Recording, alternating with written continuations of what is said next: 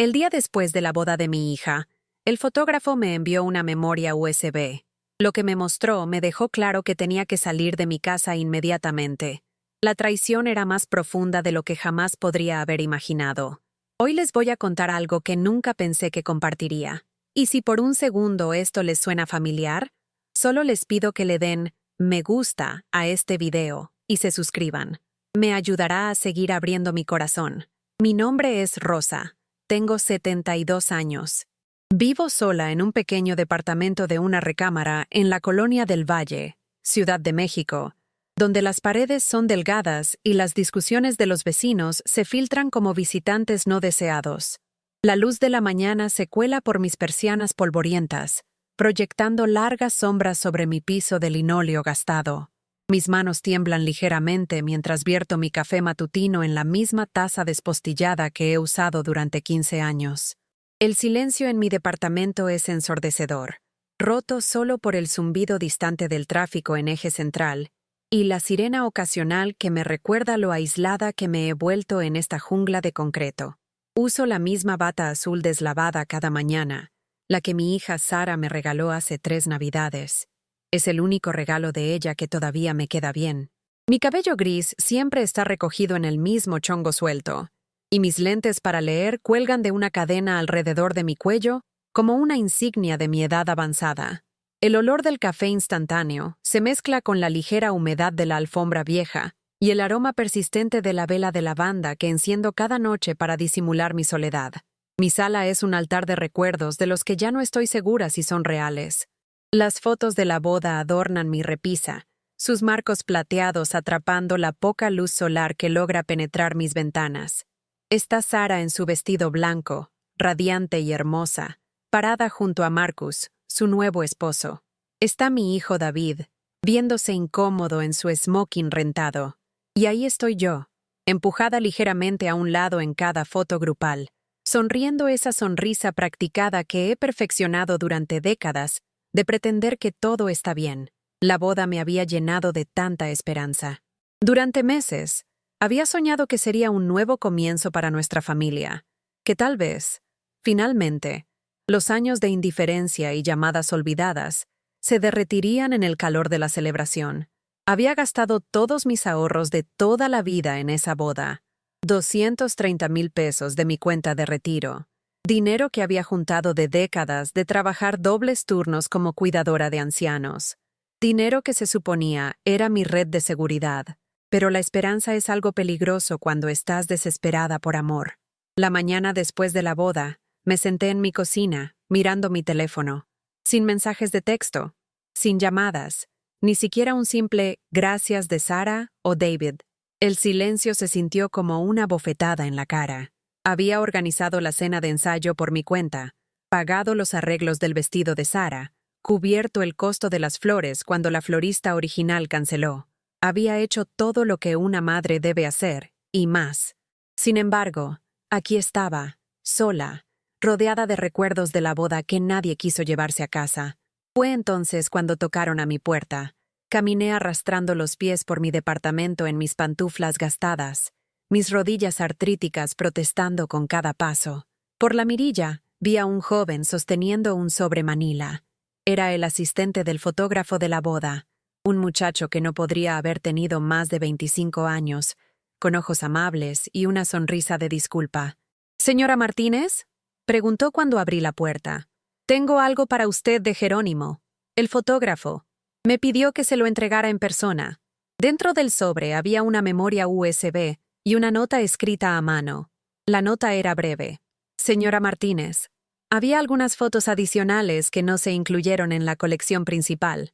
Pensé que debería verlas. Lo siento. Jerónimo». Mis manos temblaron mientras sostenía el pequeño dispositivo de plástico. Algo sobre la forma en que el joven me había mirado, algo sobre la nota críptica del fotógrafo, me llenó de pavor, pero estaba desesperada por cualquier conexión con mi familia, por cualquier evidencia de que había importado en el día más importante de mi hija. Conecté la USB en mi laptop antigua, la que David me había dado años atrás cuando se cambió a algo más nuevo. La pantalla parpadeó y contuve la respiración mientras los archivos se cargaron. Lo que vi lo cambió todo. Las fotos no eran las tomas posadas y perfectas del álbum oficial de la boda. Estas eran momentos espontáneos, vistazos robados detrás del telón de lo que debería haber sido el día más feliz de nuestras vidas. Estaba Sara, parada en el rincón del cuarto de la novia, susurrando furiosamente por teléfono mientras sus damas de honor se vestían. Su cara estaba torcida de ira, su maquillaje perfecto incapaz de ocultar el veneno en su expresión. Pero esa no era la peor parte. En foto tras foto, me vi siendo deliberadamente excluida. Mientras pensaba que estaba compartiendo momentos preciosos con mi familia, ellos me estaban evitando activamente. Estaba David, poniendo los ojos en blanco mientras me acercaba con mi cámara. Estaba la nueva suegra de Sara, Carol, haciendo muecas a mis espaldas mientras yo daba mi brindis. Estaba mi propia hija, fingiendo escuchar mis historias mientras enviaba mensajes en su teléfono, su expresión de irritación apenas contenida. Y entonces las vi. Fotos de Sara y un hombre que no reconocí. Fueron tomadas durante la recepción, en un rincón tranquilo del lugar donde pensaron que nadie los estaba viendo. Pero Jerónimo había capturado todo con su lente telefoto. La mano de Sara en el pecho de este desconocido, sus labios rozando su oído, la forma en que lo miró, con una pasión que nunca había visto dirigir hacia Marcus, su nuevo esposo. El hombre era mayor, de aspecto distinguido, usando un traje caro y un Rolex que captó el flash de la cámara. En una foto, Sara le estaba mostrando algo en su teléfono, estados de cuenta bancarios, por lo que pude distinguir. En otra, él le estaba entregando lo que parecía una tarjeta de presentación. Estaban haciendo planes secretos que no tenían nada que ver con su nuevo matrimonio. Pero la foto más devastadora no era de Sara en absoluto, era mía. Jerónimo había capturado el momento durante mi discurso cuando miré a la multitud, mi cara llena de esperanza y amor, completamente inconsciente de que la mitad de los invitados estaba en sus teléfonos o hablando entre ellos. Mi hijo estaba viendo su reloj. Mi hija estaba enviando mensajes. Marcus estaba mirando alrededor del salón como si quisiera estar en cualquier otro lugar. Yo estaba derramando mi corazón a gente que no podía importarle menos. La taza de té se resbaló de mis manos y se hizo pedazos contra el piso de mi cocina, el sonido resonando por mi departamento como un disparo. Miré los pedazos rotos, viendo mi propio reflejo fracturado en los fragmentos de cerámica. Las lágrimas que había estado conteniendo durante meses finalmente llegaron, silenciosas y calientes, corriendo por mis mejillas mientras la verdad se asentaba en mis huesos. Había estado viviendo una mentira durante años. Mis hijos no me amaban, me toleraban, me usaban, me veían como nada más que una cuenta bancaria con piernas, una conveniente fuente de apoyo financiero y trabajo gratis que podía ser descartada en el momento que me volviera inconveniente. Por primera vez en mi vida adulta, me permití pensar lo impensable. ¿Qué tal si dijera que no? ¿Qué tal si dejara de dar? ¿Qué tal si exigiera respeto en lugar de mendigar migajas de afecto? El miedo que siguió a ese pensamiento fue abrumador. Si dejaba de ser útil, ¿los perdería completamente? ¿Era mejor ser usada que estar sola? Pasé esa noche sentada en el piso de mi cocina, rodeada de porcelana rota y sueños aún más rotos, mirando mi reflejo en la ventana oscura.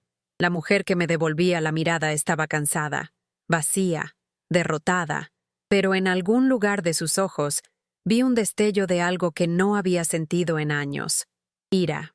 No del tipo explosivo y destructivo, sino la ira ardiente y justa de alguien que finalmente ha reconocido su propio valor. Mientras barría los pedazos de la taza rota, tomé una decisión que lo cambiaría todo. Ya no iba a ser invisible en mi propia vida. Déjenme contarles sobre los años que llevaron a ese momento, porque esta historia no comenzó con una memoria USB llena de verdades dolorosas. Comenzó décadas antes, con una joven que confundió el amor con sacrificio y dar con vivir. Me casé con mi esposo Roberto cuando tenía 22 años. Era guapo y encantador, con ojos oscuros y una sonrisa que me hacía olvidar mi propio nombre. Tuvimos a Sara cuando tenía 24 años y a David 2 años después. Esos primeros años estuvieron llenos del caos de la paternidad joven, noches sin dormir, ropa sucia interminable, el dulce aroma del talco para bebé y la alegría abrumadora de ver a mis hijos dar sus primeros pasos y decir sus primeras palabras. Roberto trabajaba en construcción y yo me quedé en casa con los bebés. El dinero era poco, pero éramos felices. O al menos, pensé que éramos felices. Mirando hacia atrás ahora, puedo ver las grietas que ya se estaban formando en nuestros cimientos. Las noches tardías de Roberto que no tenían que ver con el trabajo. Las manchas de lápiz labial en su cuello que decía que venían de los besos de despedida de su hermana. La forma en que gradualmente dejó de tocarme, dejó de mirarme como si fuera una mujer en lugar de solo una madre y ama de casa. Pero aparté esas dudas. Tenía hijos que criar y una casa que manejar. Me sumergí en ser la esposa y madre perfecta, creyendo que si solo daba más, amaba más fuerte, me sacrificaba más profundamente, todo funcionaría. Cuando Sara tenía 8 años y David 6, la madre de Roberto se mudó con nosotros. María Elena tenía 73 años y sufría de las primeras etapas de demencia. Necesitaba cuidado constante, ayuda bañándose, vistiéndose, recordando tomar sus medicamentos. Los hermanos de Roberto vivían en otros estados, y de repente se volvieron muy ocupados cuando el tema del cuidado de mamá surgía. Así que me tocó a mí. Durante 6 años, cuidé a María Elena mientras criaba a mis hijos, y mantenía la casa para un esposo que se volvía más distante cada día. La levanté de la cama cuando su artritis hacía el movimiento doloroso. Limpié después de los accidentes que se volvieron más frecuentes mientras su condición empeoraba. Me senté con ella durante las largas noches confusas cuando no podía recordar dónde estaba o quién era yo. La amaba, de verdad. Había sido amable conmigo cuando Roberto y yo recién nos casamos, enseñándome las recetas familiares y compartiendo historias sobre la infancia de Roberto. Pero cuidarla mientras trataba de ser todo para todos, casi me rompió. Perdí 20 libras que no podía permitirme perder. Mi cabello empezó a caerse por el estrés. Desarrollé una úlcera por la preocupación y el agotamiento. Roberto nunca ayudó. Llegaba a casa del trabajo, comía la cena que había preparado y desaparecía en el garaje o el sótano, alegando que necesitaba tiempo para descomprimirse. Mientras tanto, yo estaba cambiando pañales de adulto de su madre y tratando de ayudar a Sara con su tarea de álgebra, mientras David practicaba violín en la sala. Los niños también comenzaron a resentir la situación. Se avergonzaban de traer amigos a casa porque la abuela podría tener un episodio. Se quejaban de que la casa olía a medicina y tristeza. Sara, en particular, se volvió cruel de la forma que solo los adolescentes pueden ser crueles. ¿Por qué no puede ir a un asilo? Me sisearía cuando María Elena entraba a su cuarto buscando el baño. Esto es asqueroso, mamá. Mis amigas piensan que somos raros. Traté de explicar que la familia cuida a la familia, que el amor significa sacrificio, que algún día, cuando fueran mayores, entenderían, pero las palabras se sentían huecas incluso mientras las decía. María Elena murió un martes en marzo, silenciosamente mientras dormía. La encontré cuando le llevé su café matutino, y por solo un momento, sentí alivio en lugar de dolor. El alivio me asustó más que cualquier otra cosa. ¿Qué tipo de persona se siente aliviada cuando alguien muere? El funeral fue pequeño. Los hermanos de Roberto volaron por 3 días. Hicieron sus discursos sobre qué mujer tan maravillosa había sido su madre, y desaparecieron otra vez. Me quedé para limpiar su cuarto, para clasificar sus pertenencias, para decidir qué guardar y qué donar. Entre sus cosas, encontré una carta que le había escrito a Roberto años antes de que la demencia se apoderara de su memoria. En ella, le agradecía por casarse con una mujer tan dedicada. Escribía sobre lo orgullosa que estaba de la forma en que yo cuidaba a todos, cómo se preocupaba de que daba demasiado de mí misma y no guardaba suficiente para mí. Cuida a Rosa, decía la carta. Tiene un corazón tan bueno, pero los buenos corazones se rompen fácilmente cuando no están protegidos. Lloré leyendo esas palabras, sentada sola en su cuarto vacío, rodeada de cajas de su vida. Ella había visto lo que yo tenía demasiado miedo de reconocer, que estaba desapareciendo un poco más cada día. Pero en lugar de hacer caso a su advertencia, me sumergí aún más profundamente en cuidar a otros. Sin María Elena que cuidar, Enfoqué toda mi energía en mis hijos.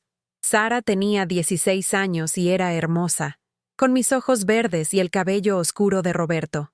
Tenía sueños de convertirse en diseñadora de modas y hablaba constantemente sobre mudarse a la colonia Roma después de graduarse. Animé sus sueños, incluso cuando venían con un precio que no podía costear. Pagué sus materiales de arte, sus clases especiales, sus viajes a museos y desfiles de moda.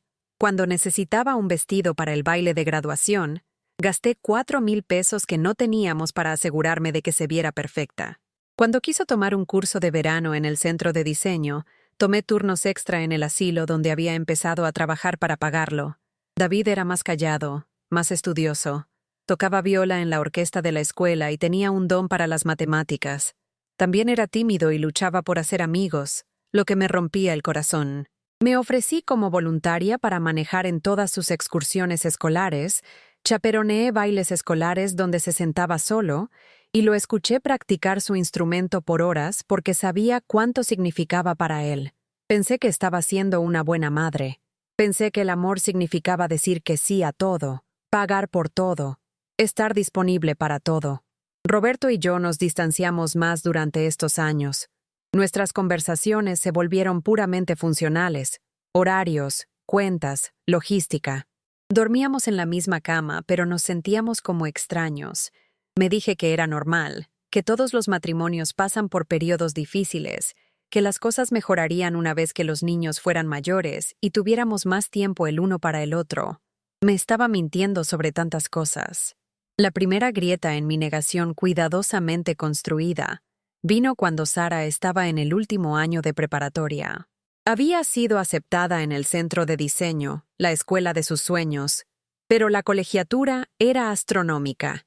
Roberto y yo teníamos exactamente 30,000 pesos en ahorros, y solo el primer semestre costaría 120,000.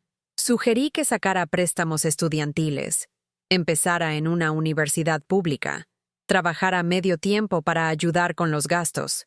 La respuesta de Sara fue fría y calculadora de una forma que me sorprendió. Mamá, si realmente me amaras, lo resolverías. Otros padres hacen lo que sea por sus hijos, pero supongo que no te importa mi futuro. Las palabras me golpearon como un golpe físico. Nunca la había escuchado hablarme con tal desprecio, pero en lugar de reconocer la manipulación por lo que era, internalicé la culpa. Tal vez no estaba haciendo lo suficiente.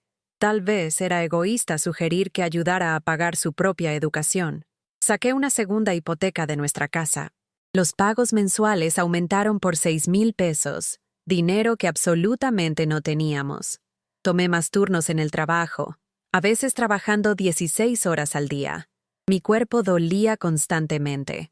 Desarrollé migrañas crónicas por el estrés y la falta de sueño. Pero Sara estaba feliz, y me dije que eso era lo que importaba. Roberto estaba furioso cuando se enteró de la segunda hipoteca. Tuvimos nuestra peor pelea en años, gritándonos el uno al otro en nuestra cocina mientras los niños pretendían no escuchar desde sus cuartos. «¡Nos vas a llevar a la bancarrota!», gritó. «No puedes decir que no a nada. Los estás echando a perder. Son nuestros hijos», le grité de vuelta. ¿Qué clase de padres seríamos si no nos sacrificáramos por ellos? Hay una diferencia entre apoyar a tus hijos y dejar que manejen tu vida, dijo, su voz bajando a ese tono frío y controlado que siempre me asustaba más que los gritos. Pero nunca aprendiste esa diferencia, ¿verdad? Tenía razón, pero no podía admitirlo. Admitirlo significaría reconocer que toda mi identidad como madre estaba construida sobre una base de miedo. Miedo de que si no era útil, no sería amada. Sara se graduó y se mudó a la Roma. Llamaba a casa 2 veces al mes, usualmente cuando necesitaba dinero. Sus pedidos siempre eran urgentes. Dinero para la renta, cuotas de libros, dinero para materiales, dinero para eventos de networking. Cada vez, encontraba una forma de enviar lo que pedía, incluso si significaba saltarme mis propias citas médicas o comprar comida genérica para estirar nuestro presupuesto. David también fue a la universidad, con una beca parcial para estudiar ingeniería. Era más callado sobre sus necesidades, pero igualmente dependiente. Le enviaba paquetes de cuidado 2 veces al mes, pagaba sus libros de texto, Cubría sus cuotas del dormitorio cuando su beca no alcanzaba.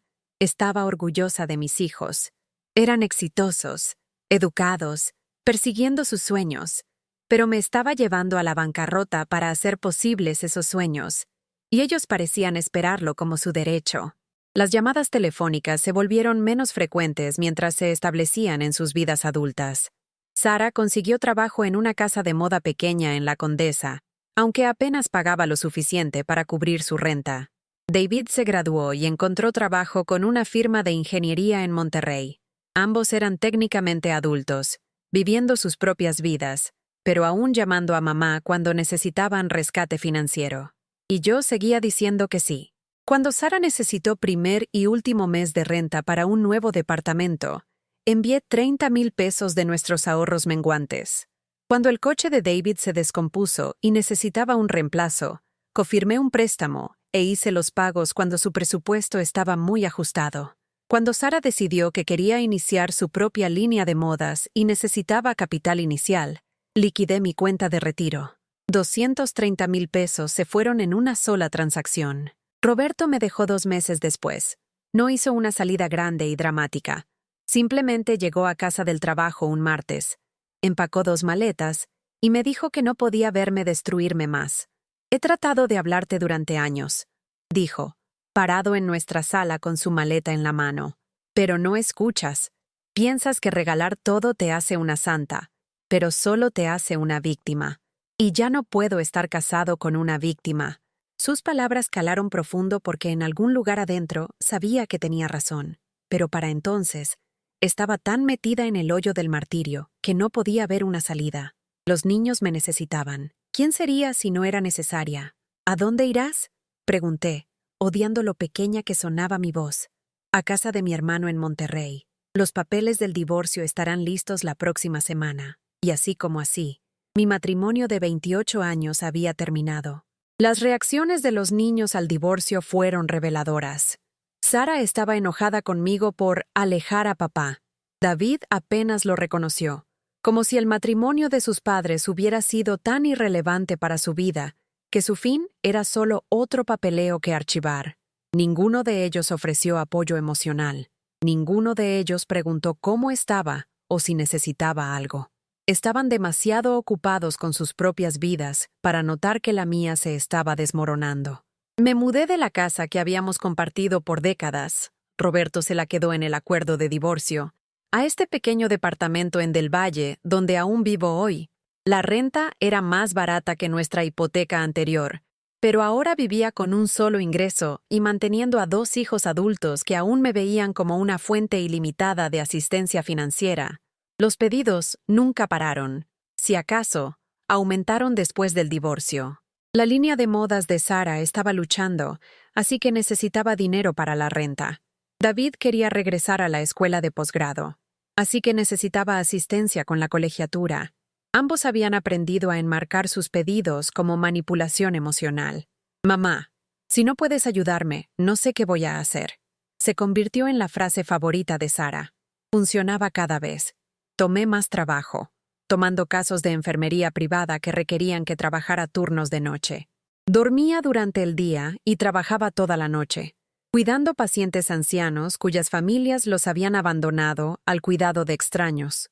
La ironía no se me perdía, pero estaba demasiado exhausta para reflexionar sobre ella. Mi salud comenzó a deteriorarse. Fatiga crónica, presión alta, depresión que me negaba a reconocer o tratar. Subí de peso por comer demasiada comida rápida y no dormir lo suficiente. Mi cabello se volvió completamente gris y dejé de molestarme en teñirlo. Usaba los mismos 5 atuendos una y otra vez porque comprar ropa nueva parecía un gasto frívolo cuando mis hijos necesitaban dinero. Me volví invisible, incluso para mí misma. Los años se difuminaron en una neblina de trabajo y preocupación y estrés financiero constante. Las llamadas de Sara se volvieron más infrecuentes pero no menos costosas. Estaba saliendo con alguien nuevo cada pocos meses. Hombres que parecían requerir cenas costosas y regalos que de alguna manera se convertían en mi responsabilidad. David era más estable pero igualmente con derecho, tratando mi apoyo financiero como algo dado en lugar de un regalo. Cuando tenía 68 años, tuve un infarto leve. Estaba trabajando un turno nocturno en una residencia privada, cuidando a una mujer de 90 años con Alzheimer, cuando los dolores en el pecho empezaron. Dolores agudos y punzantes que se irradiaban por mi brazo izquierdo y dificultaban la respiración. Llamé al 911 y pasé 3 días en el hospital mientras los doctores hacían pruebas y ajustaban medicamentos. Llamé a mis 2 hijos desde el hospital. El teléfono de Sara fue directo al buzón de voz y no regresó mi llamada por 2 días. Cuando finalmente llamó, estaba irritada. Mamá, me asustaste con ese mensaje. Dijiste que estabas en el hospital, pero obviamente estás bien si me estás devolviendo la llamada. Le expliqué sobre el infarto, sobre los nuevos medicamentos, sobre las advertencias del doctor de que necesitaba reducir el estrés y trabajar menos horas. Bueno, eso está bien entonces, dijo, ya distraída. Has estado trabajando demasiado de todas formas. Escucha, tengo que irme, pero me da gusto que estés bien. Colgó antes de que pudiera decirle que tenía miedo. Antes de que pudiera decirle que me sentía sola y frágil y desesperadamente necesitada de alguien que se preocupara por mí de la forma en que yo me había preocupado por todos los demás durante tantas décadas. La respuesta de David fue ligeramente mejor, pero no mucho. Me visitó en el hospital una vez, quedándose unos 20 minutos antes de alegar que tenía que regresar al trabajo. Trajo flores de la tienda de regalos del hospital y torpemente me palmeó la mano mientras evitaba contacto visual. Deberías cuidarte mejor, mamá, dijo, como si mi infarto fuera una falla personal en lugar del resultado predecible de décadas de estrés crónico. Ninguno de ellos ofreció ayuda con mis facturas médicas o preguntó si necesitaba asistencia durante mi recuperación. Sara, de hecho, llamó 3 días después de que salí del hospital para preguntarme si podía prestarle dinero para un depósito de seguridad para un nuevo departamento. Sé que el momento no es el mejor, dijo, pero el departamento es perfecto, y si no me muevo rápidamente, alguien más lo conseguirá. Dije que sí. Siempre decía que sí, incluso mientras me recuperaba de un infarto, luchando por subir las escaleras a mi departamento, manejando nuevos medicamentos y restricciones dietéticas. Le envié a mi hija 20,000 pesos por un departamento que nunca sería invitada a ver. Ese fue mi punto de quiebre, aunque no lo reconocí en el momento. Algo cambió dentro de mí durante esas semanas silenciosas en casa, recuperándome del infarto. Tal vez fue la soledad forzada que me dio tiempo de pensar. Tal vez fue la cruda realidad de mi propia mortalidad. Tal vez fue simplemente agotamiento de cargar las cargas de todos los demás durante tanto tiempo. Empecé a notar cosas que había estado demasiado ocupada para ver antes, como el hecho de que ninguno de mis hijos nunca llamaba solo para ver cómo estaba. Cada llamada telefónica tenía una agenda, usualmente financiera, como el hecho de que no podía recordar la última vez que cualquiera de ellos había preguntado sobre mi vida, mi salud, mi felicidad, mis sueños. Me di cuenta de que ni siquiera sabía cuáles eran mis sueños. Había estado tan enfocada en posibilitar los sueños de todos los demás que había olvidado que se me permitía tener los míos propios. Lentamente, tentativamente, empecé a decir que no a cosas pequeñas. Cuando Sara llamó pidiendo dinero para un viaje de fin de semana a Acapulco con su nuevo novio, dije que no podía costearlo. Cuando David quiso que manejara a Monterrey para ayudarlo a mudarse de departamento, alegué que estaba demasiado cansada. Estos pequeños actos de autopreservación se sintieron monumentales para mí, como aprender a caminar otra vez después de una larga enfermedad. Las reacciones de los niños a estas rebeliones menores fueron rápidas y reveladoras. Sara se volvió manipuladora, llorando por teléfono sobre lo estresante que era su vida y cuánto necesitaba mi apoyo. David se volvió frío y distante, tratando mis respuestas de no, como ataques personales en lugar de límites razonables. Sus respuestas confirmaron lo que estaba empezando a entender. Mi valor para ellos era puramente transaccional. Era amada por lo que proveía, no por quién era. Esta realización debería haber sido devastadora, pero en lugar de eso, fue extrañamente liberadora. Por primera vez en mi vida adulta, vi mis relaciones claramente, sin la lente distorsionante de esperanza desesperada y dar incondicional, pero aún no era lo suficientemente fuerte para hacer cambios reales. Aún no.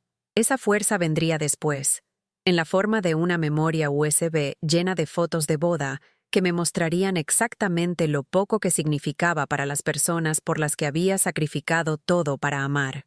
Pero primero, déjenme contarles sobre el compromiso de Sara. Me llamó un martes por la noche en enero, sin aliento de emoción. Había conocido a alguien nuevo, alguien maravilloso, alguien que entendía su espíritu creativo y apoyaba sus ambiciones. Su nombre era Marcus, y trabajaba en finanzas. Habían estado saliendo por 6 meses, y le había propuesto matrimonio con un anillo que costaba más de lo que yo ganaba en 3 meses. «Mamá, es perfecto», se extasió por teléfono.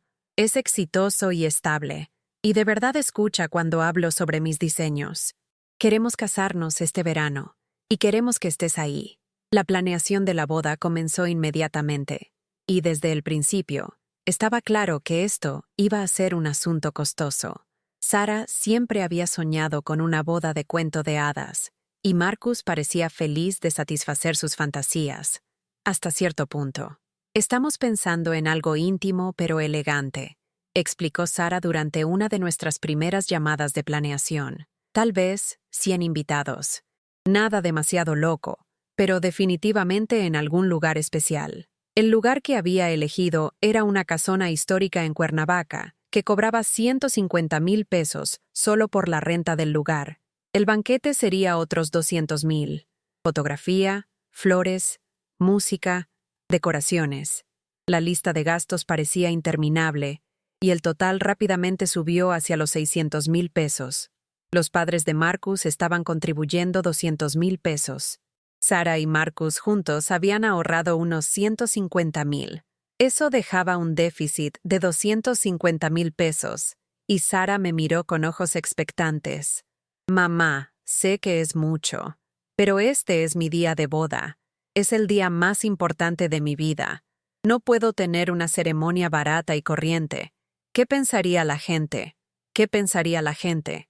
No cómo me haría sentir esto. O si esto era algo que podía costear, o si esta carga financiera me causaría dificultades. ¿Qué pensaría la gente? Debería haber dicho que no. Mi infarto había sido apenas 2 años antes. Mis ahorros ya estaban diezmados. Vivía con un ingreso fijo y trabajando turnos extras solo para pagar mis medicamentos y gastos básicos de vida. Pero era mi hija, y era su día de boda. Saqué un préstamo contra mi póliza de seguro de vida y le di 250,000 pesos. Los meses antes de la boda fueron un torbellino de detalles que siempre parecían requerir más dinero. Sara necesitaba un vestido, no cualquier vestido, sino el vestido perfecto, que costó 10,000 pesos más del presupuesto original. Necesitaba arreglos, otros 8,000 pesos.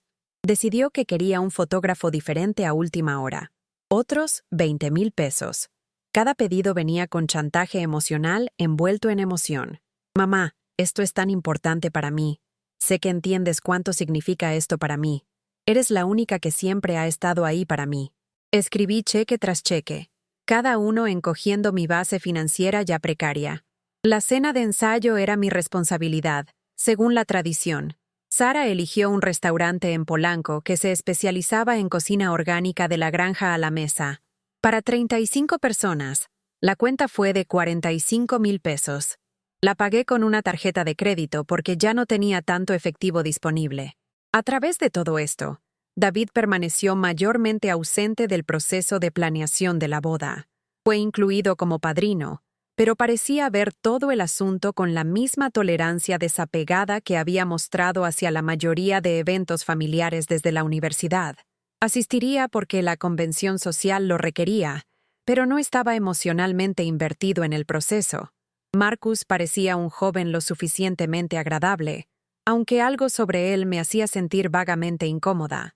Era educado conmigo, pero formal, tratándome como a un proveedor de servicios en lugar de un potencial miembro de la familia. Nunca preguntaba sobre mi vida o mostraba interés en conocerme como persona. Nuestras conversaciones se limitaban a logística de la boda y cortesía sobre el clima.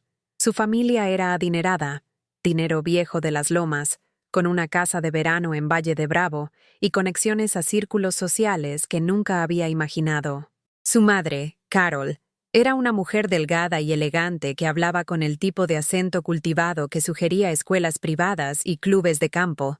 Nunca fue abiertamente grosera conmigo, pero tenía una forma de mirar a través de mí como si fuera parte de la decoración del lugar en lugar de la madre de la novia. Mientras más nos acercábamos a la fecha de la boda, más ansiosa me ponía. Había gastado todos los ahorros de mi vida y más en este evento, pero me sentía cada vez más periférica a la celebración real. Sara estaba ocupada con sus propios preparativos y rara vez me incluía en decisiones. Cuando ofrecía opiniones o sugerencias, eran educadamente desechadas o ignoradas completamente. Compré un vestido para la boda, un conjunto azul marino modesto, que costó más de lo que había gastado en ropa en los 2 años anteriores combinados. Me arreglé el cabello en un salón por primera vez en décadas. Quería verme bien para el día especial de mi hija, aunque sospechaba que sería mayormente invisible en el mar de parientes sofisticados de Marcus y amigos glamorosos de Sara. El día de la boda llegó con clima húmedo de agosto, que hizo que mi vestido nuevo se me pegara a la piel y mi cabello cuidadosamente arreglado se marchitara en una hora. El lugar era hermoso, una hacienda expansiva con jardines cuidados y una casona que parecía de película. Los invitados se pasearon por los terrenos, bebiendo cócteles y conversando mientras un cuarteto de cuerdas tocaba de fondo. Me paré cerca de la mesa de regalos, viendo a Sara posar para fotos preceremonia con sus damas de honor. Se veía radiante en su vestido de 10,000 pesos, su maquillaje aplicado profesionalmente, su sonrisa brillante y confiada. Este era su momento, la boda de cuento de hadas que había soñado desde la infancia. Pero mientras la veía reír con sus amigas, me di cuenta de que me sentía como una espectadora en la boda de mi propia hija. Había pagado por este día, pero no pertenecía a él. Era el personal contratado que había sido invitado a quedarse para la cena. La ceremonia en sí fue hermosa. Sara y Marcus intercambiaron votos que habían escrito ellos mismos, prometiendo apoyar los sueños del otro y construir una vida llena de aventura y amor. Mi hija se veía feliz de una forma que rara vez había visto, y por un momento, todo el sacrificio financiero se sintió que valía la pena. Pero incluso durante la ceremonia, noté pequeños signos de mi exilio de la narrativa familiar. Me sentaron en la tercera fila en lugar del frente, detrás de los abuelos de Marcus y varios parientes que no reconocí. David se sentó junto a mí, pero pasó la mayor parte de la ceremonia revisando su teléfono. Cuando el fotógrafo pidió fotos familiares después de la ceremonia, fui incluida a regañadientes y posicionada en el borde de cada toma grupal. La recepción se realizó en el salón de baile de la casona, con mesas redondas decoradas con centros de mesa que costaban más que mi presupuesto mensual de comida. Me sentaron en una mesa con parientes lejanos y amigos de la familia, gente que me conocía periféricamente pero no tenía interés particular en conversation. Sara y Marcus hicieron sus rondas a cada mesa durante la cena, agradeciendo a los invitados por venir, pero pasaron tal vez 2 minutos en mi mesa antes de moverse a invitados más importantes. Durante la cena, intenté hacer conversación con los otros invitados en mi mesa. La tía de Marcus de Boston charló educadamente sobre el clima y el lugar. La compañera de cuarto de la universidad de Sara hizo pequeña plática sobre la vida en la ciudad. Pero pude sentir su desinterés, su deseo de estar en cualquier lugar menos atrapados en la mesa familiar con la madre envejeciente de la novia. Fue durante los brindis que todo empezó a deshacerse para mí emocionalmente. El padrino de Marcus dio un discurso divertido y sincero sobre su amistad desde la universidad. La madrina de Sara contó historias encantadoras sobre sus aventuras como compañeras de cuarto después de la graduación. El padre de Marcus ofreció un brindis dando la bienvenida a Sara a su familia y hablando sobre el futuro brillante que le esperaba a la joven pareja. Y luego fue mi turno. Había preparado mi discurso cuidadosamente, escribiéndolo y reescribiéndolo durante semanas. Quería dar el tono correcto, sentimental pero no lacrimógeno, personal pero no vergonzoso, sincero pero no abrumador. Lo había practicado en mi departamento, cronometrándolo para que durara unos 3 minutos. Me levanté en mi momento asignado, mis manos temblando ligeramente mientras sostenía mi copa de champán, y miré a la multitud de caras expectantes. Sara me sonrió alentadoramente, pero algo en su expresión parecía forzado, como si se estuviera preparando para posible vergüenza. «Buenas noches todos», comencé, mi voz vacilando ligeramente. «Para aquellos que no me conocen, soy Rosa, la madre de Sara». Hice una pausa, esperando algún reconocimiento de la multitud, pero el salón permaneció educadamente silencioso. Alguien en la parte de atrás todavía estaba hablando, y pude ver varios invitados revisando sus teléfonos. Quiero agradecerles a todos por estar aquí para celebrar este día especial con Sara y Marcus. Ver a mi hija encontrar amor y felicidad lo significa todo para mí. Miré a Sara, esperando ver algo de calidez en su expresión, pero estaba viendo más allá de mí hacia la mesa principal donde Marcus estaba sentado. «Sara siempre ha sido especial», continué, mi voz ganando fuerza. Incluso de niña tenía tanta creatividad, tanta determinación. Recuerdo cuando tenía 8 años. Diseñó todo un guardarropa para sus muñecas con retazos de tela, completo con bolsitas diminutas hechas de alambre y papel aluminio. Algunas personas se rieron educadamente, pero pude sentir la impaciencia del salón. Este no era el tipo de brindis sofisticado que estaban esperando. Como su madre, la he visto crecer hasta convertirse en una mujer increíble. Su fuerza, su visión artística, su capacidad para el amor. Estos son regalos que lo servirán bien en el matrimonio. Y Marcus, estás consiguiendo a alguien verdaderamente especial, alguien que te desafiará y te inspirará y te amará con todo lo que tiene. Hice una pausa otra vez, la emoción atascándose en mi garganta. Este era el momento que había planeado hablar sobre sacrificio y amor, sobre la alegría de ver a tu hijo encontrar felicidad, sobre la naturaleza agridulce de soltar. Pero mientras miraba a la multitud, vi a David revisando su reloj, vi a las amigas de Sara susurrándose, vi a los parientes de Marcus mirándome con impaciencia apenas disimulada. «Solo quiero decir lo orgullosa que estoy», dije, cortando mi discurso. «Y cuánto los amo a ambos. Felicidades». Levanté mi copa y me senté rápidamente, mi corazón latiendo con vergüenza y dolor.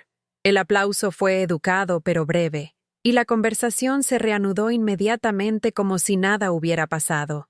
Esa debería haber sido mi primera pista sobre cómo se desarrollaría el resto de la noche.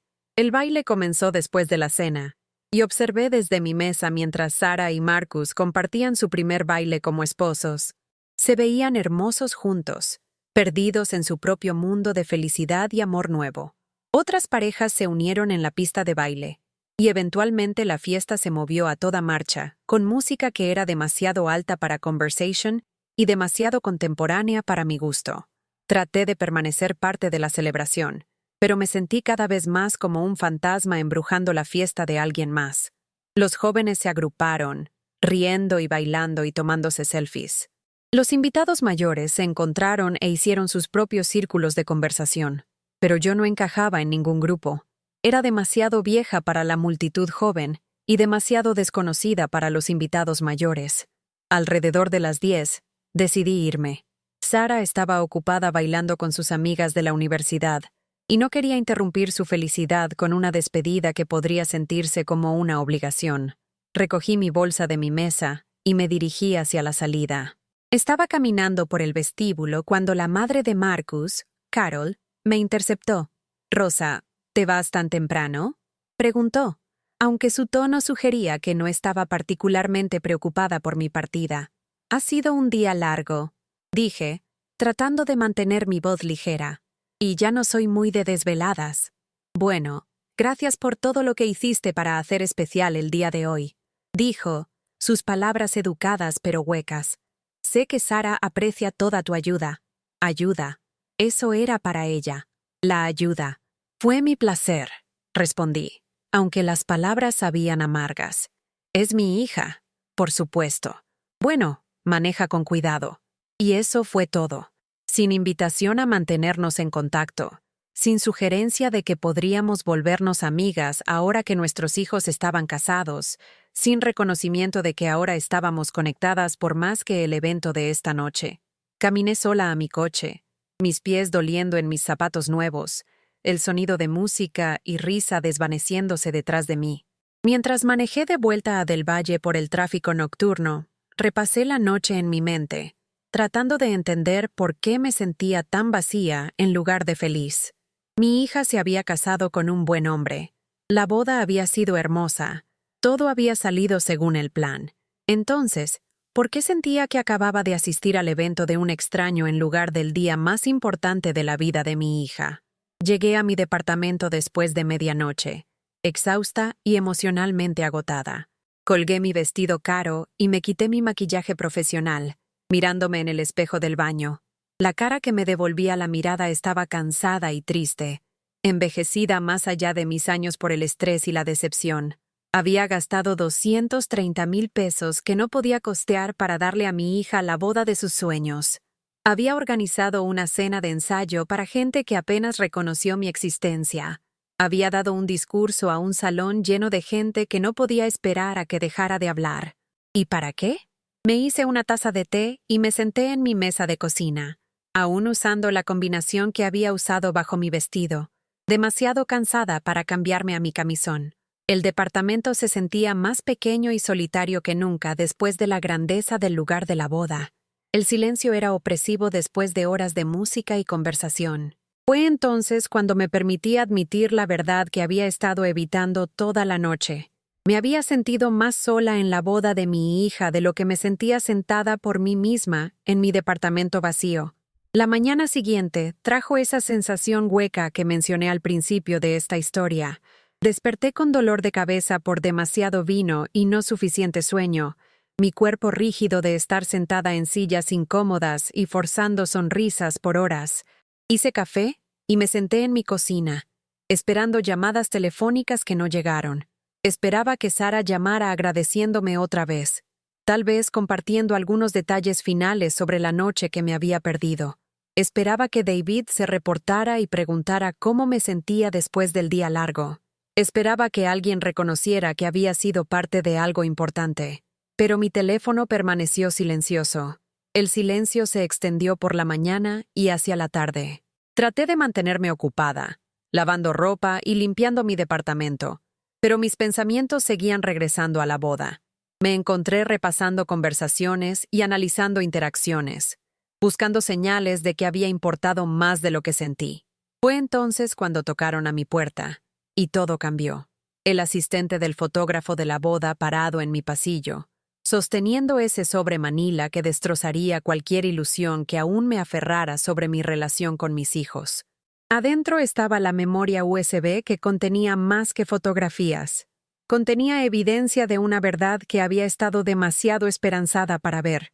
Ya les he contado sobre algunas de esas fotos, sobre las imágenes de Sara con otro hombre, sobre las tomas espontáneas que revelaron los verdaderos sentimientos de mi familia hacia mí, pero no les he contado sobre el descubrimiento más devastador de todos. Entre las fotos había una serie tomada durante la hora del cóctel, antes de que comenzara la ceremonia. Sara estaba parada con sus damas de honor en un pequeño grupo cerca del bar, y el fotógrafo había capturado su conversación con su lente telefoto. En las fotos, pude ver la cara de Sara claramente mientras hablaba con sus amigas. Estaba gesticulando hacia donde yo estaba parada cerca de la mesa de regalos, y su expresión era de irritación y vergüenza. Una de sus damas de honor se estaba riendo, cubriéndose la boca con su mano en shock teatral. Otra estaba moviendo la cabeza con comprensión. No pude escuchar sus palabras, pero su lenguaje corporal contó la historia lo suficientemente claro. Mi hija se estaba quejando de mí con sus amigas en su propia boda. Era el pariente vergonzoso, la carga que tenía que tolerar por apariencias. Pero la foto que rompió mi corazón completamente fue una tomada durante mi brindis. Mientras había estado hablando sobre mi amor por Sara, sobre mi orgullo en la mujer en que se había convertido, el fotógrafo había capturado la reacción de la multitud. David efectivamente estaba revisando su reloj, pero también estaba poniendo los ojos en blanco. Las amigas de Sara estaban intercambiando miradas que claramente decían, ¿cuándo va a terminar esto? Los parientes de Marcus se veían aburridos o irritados. Y la misma Sara estaba enviando mensajes en su teléfono, escondido detrás de su ramo, mientras yo derramaba mi corazón a un salón que no podía esperar a que dejara de hablar. Esa imagen me golpeó como un golpe físico. Había pasado semanas preparando ese discurso, queriendo encontrar las palabras perfectas para expresar mi amor y orgullo. Lo había practicado hasta que pude darlo sin notas, cronometrando cada pausa e inflexión.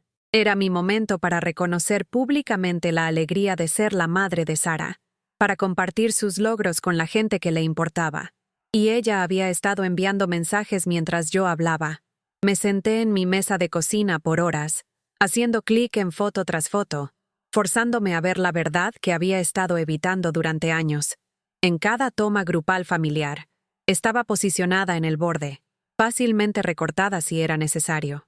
En cada momento espontáneo, estaba aislada, parada sola mientras otros se agrupaban en conversación.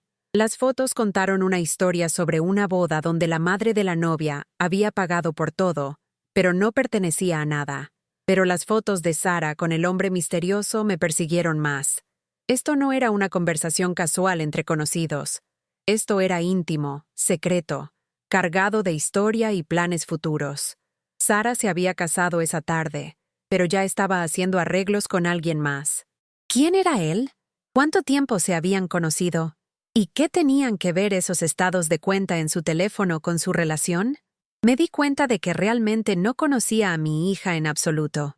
Conocía la versión de sí misma que me presentaba cuando necesitaba algo, la artista luchando, la hija dedicada, la receptora agradecida de mi generosidad infinita, pero la Sara real, la mujer que hacía planes con hombres misteriosos en su propia boda, era una extraña para mí. Esa realización fue más dolorosa que la explotación financiera o la exclusión social. Había dado todo a alguien que realmente no conocía, alguien que había estado actuando el papel de hija amorosa para mi beneficio mientras vivía una vida completamente diferente detrás de escena. Los siguientes días pasaron en una neblina de dolor y confusión. Seguí esperando que Sara o David llamaran, pero mientras el silencio se extendía, me di cuenta de que probablemente no lo harían. La boda había terminado. Había cumplido mi propósito. Hasta que necesitaran algo más de mí, permanecería invisible. 4 días después de la boda, Sara finalmente llamó. Estaba tan desesperada por escuchar de ella que contesté al primer timbrazo. «Mamá, hola», dijo, su voz brillante con entusiasmo falso.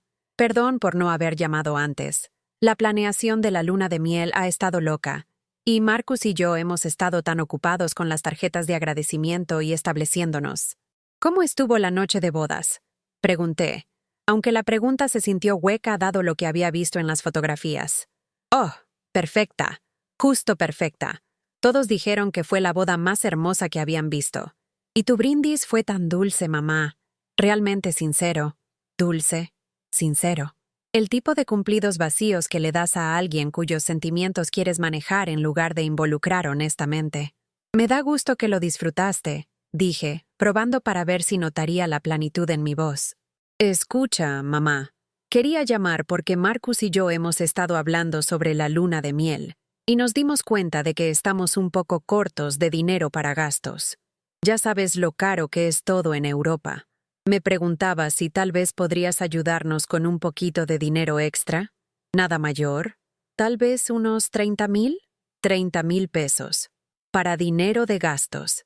Para la luna de miel siguiendo la boda que ya había pagado. «Sara», dije lentamente, «ya te he dado 250,000 pesos para la boda, más la cena de ensayo. No tengo más dinero para darte». Hubo silencio del otro lado de la línea, y cuando Sara habló otra vez, su voz había cambiado completamente. «Mamá, esta es nuestra luna de miel. Esta es una experiencia única en la vida. Pensé que querrías que tuviéramos el mejor tiempo posible. Sí quiero que seas feliz», dije, sorprendida por mi propia calma. «Pero literalmente no tengo el dinero. Saqué préstamos para pagar tu boda. Ya estoy endeudada. Bueno, entonces tal vez podrías resolver algo. ¿Sacar otro préstamo o algo? Digo, esto es importante, mamá». La crueldad casual de su sugerencia me quitó la respiración. Quería que me endeudara más para el dinero de gastos de su luna de miel, como si mi bienestar financiero fuera irrelevante comparado con su comodidad. Por primera vez en mi vida adulta, Dije la palabra que debería haber aprendido décadas antes. No. ¿Qué?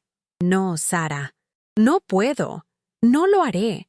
Eres una adulta casada ahora y necesitas resolver tus propias finanzas. El silencio que siguió estaba cargado de shock e ira. Cuando Sara habló otra vez, su voz era fría de una forma que me recordó a su padre durante nuestras peores peleas. No puedo creer que estés siendo tan egoísta sobre esto. Después de todo lo que te he dado a lo largo de los años, después de hacerte parte de mi día especial, ¿así es como me pagas? ¿Negándote a ayudar cuando realmente te necesito? ¿Todo lo que me había dado? ¿Hacerme parte de su día especial? La manipulación era tan descarada que era casi impresionante. Sara, ¿qué exactamente me has dado a lo largo de los años? Pregunté, mi voz aún calmada pero con un borde que nunca había permitido antes. Mi amor, mamá, mi amistad, incluyéndote en mi vida. La mayoría de los chavos de mi edad apenas hablan con sus padres, pero siempre me he asegurado de mantenerme cerca de ti.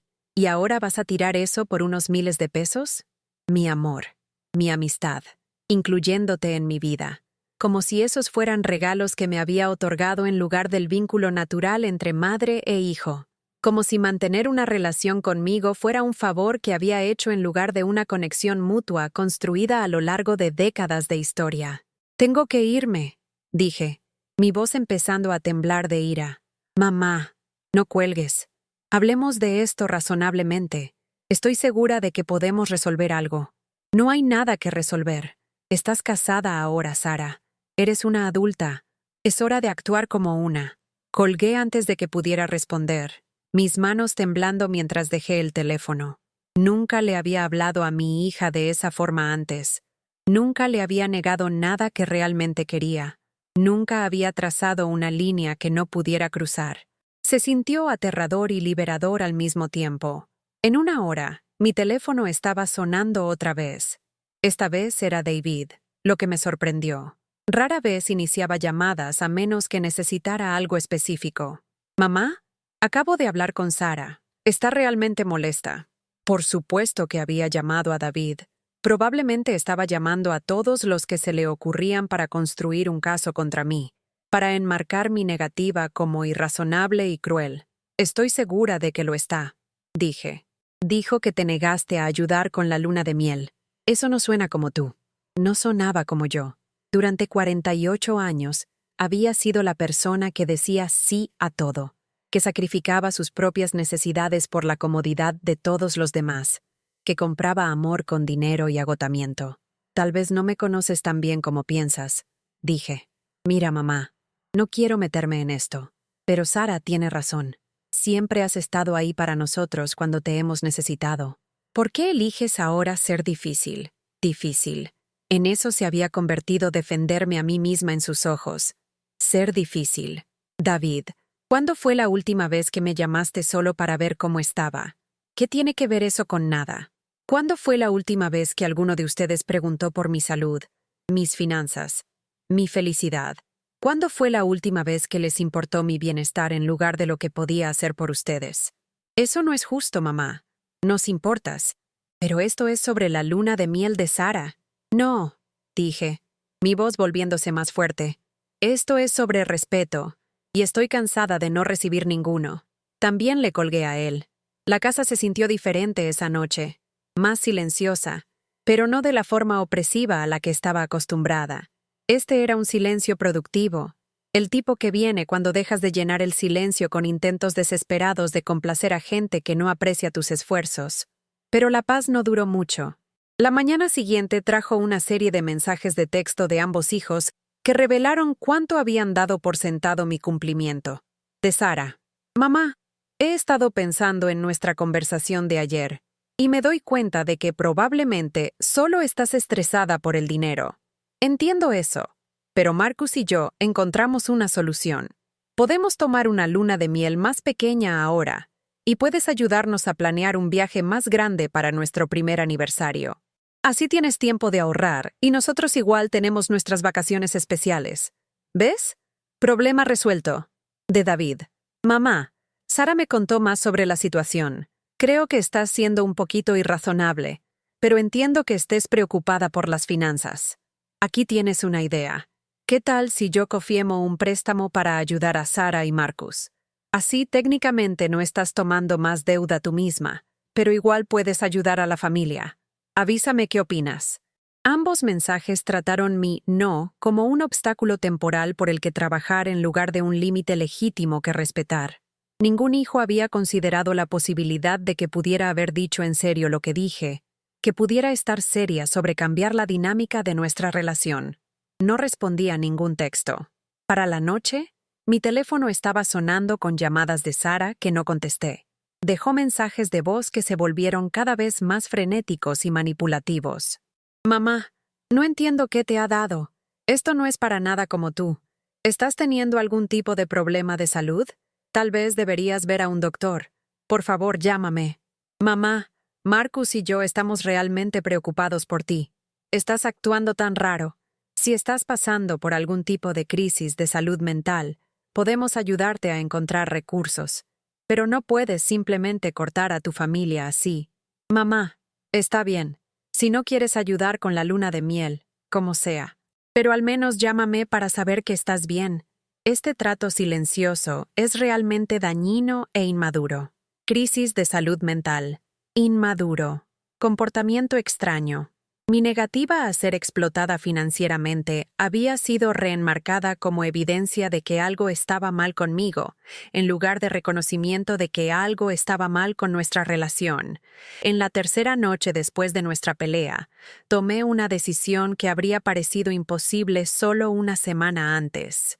Apagué mi teléfono y me fui a dormir temprano, durmiendo más profundamente de lo que había en meses.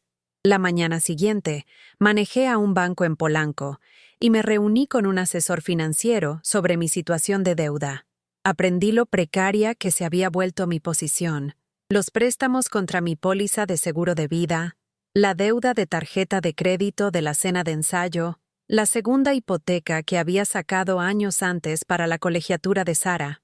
Me estaba ahogando y mis hijos me pedían que tomara más agua. Señora Martínez, dijo el asesor gentilmente, necesita dejar de prestar dinero inmediatamente. Cualquier deuda adicional podría poner en riesgo su vivienda.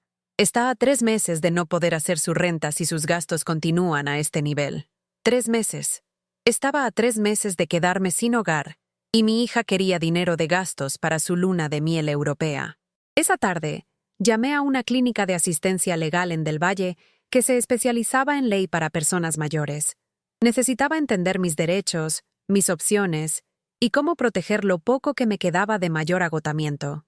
La abogada con la que me reuní era una mujer amable llamada Patricia que me recordó a mi yo más joven, cansada pero determinada, peleando contra sistemas que parecían diseñados para explotar a gente vulnerable. Su situación es más común de lo que podría pensar, me dijo.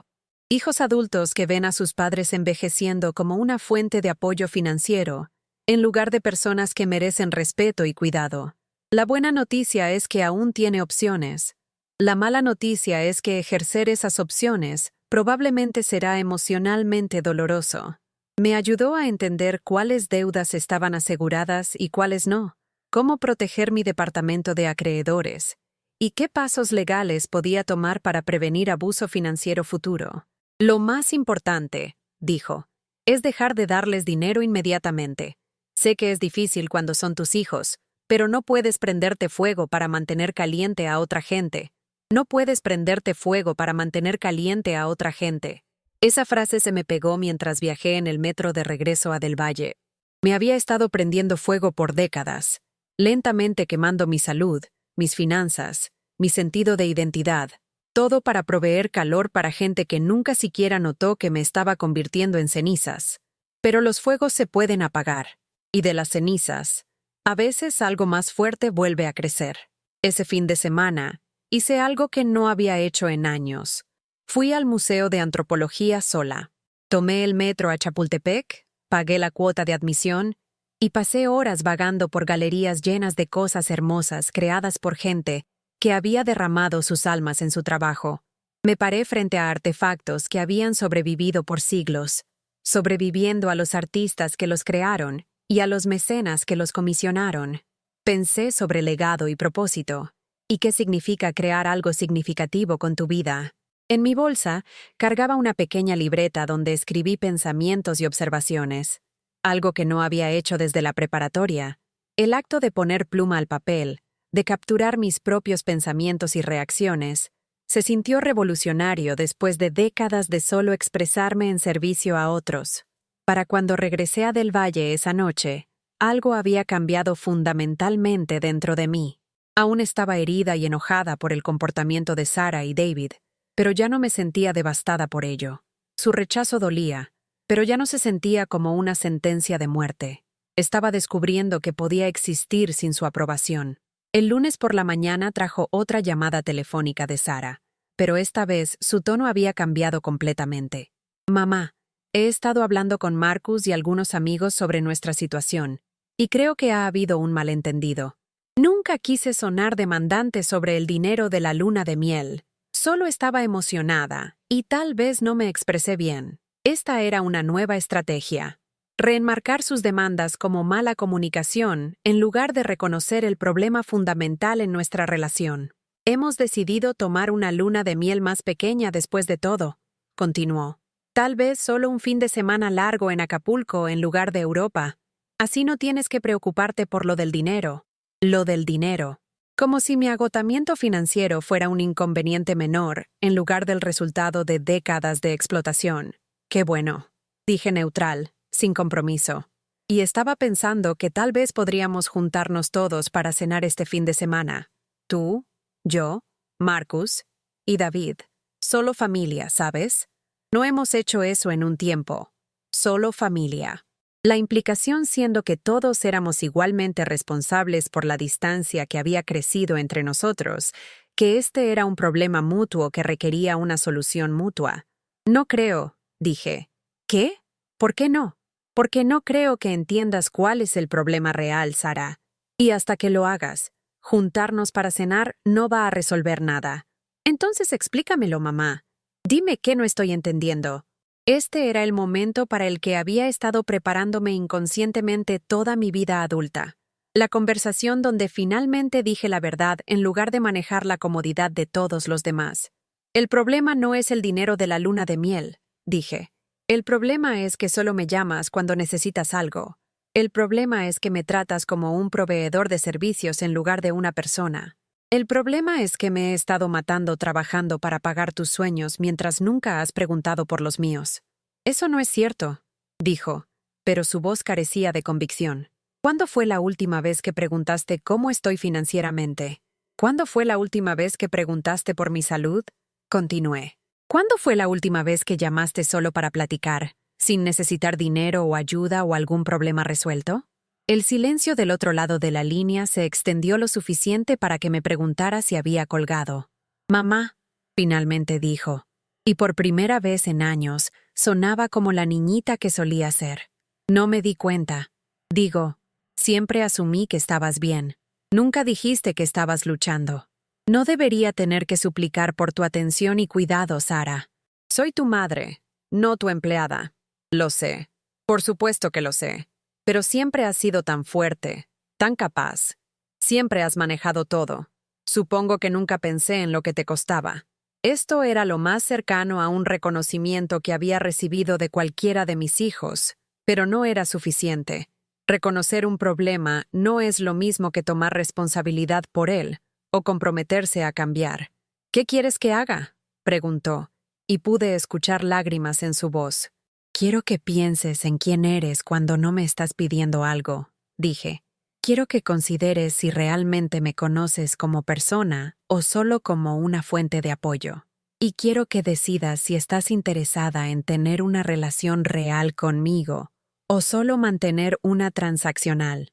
«Por supuesto que quiero una relación real», dijo rápidamente. «Entonces pruébalo. No me llames pidiendo nada por 6 meses. Llámame porque quieres saber cómo estoy. Llámame porque me extrañas.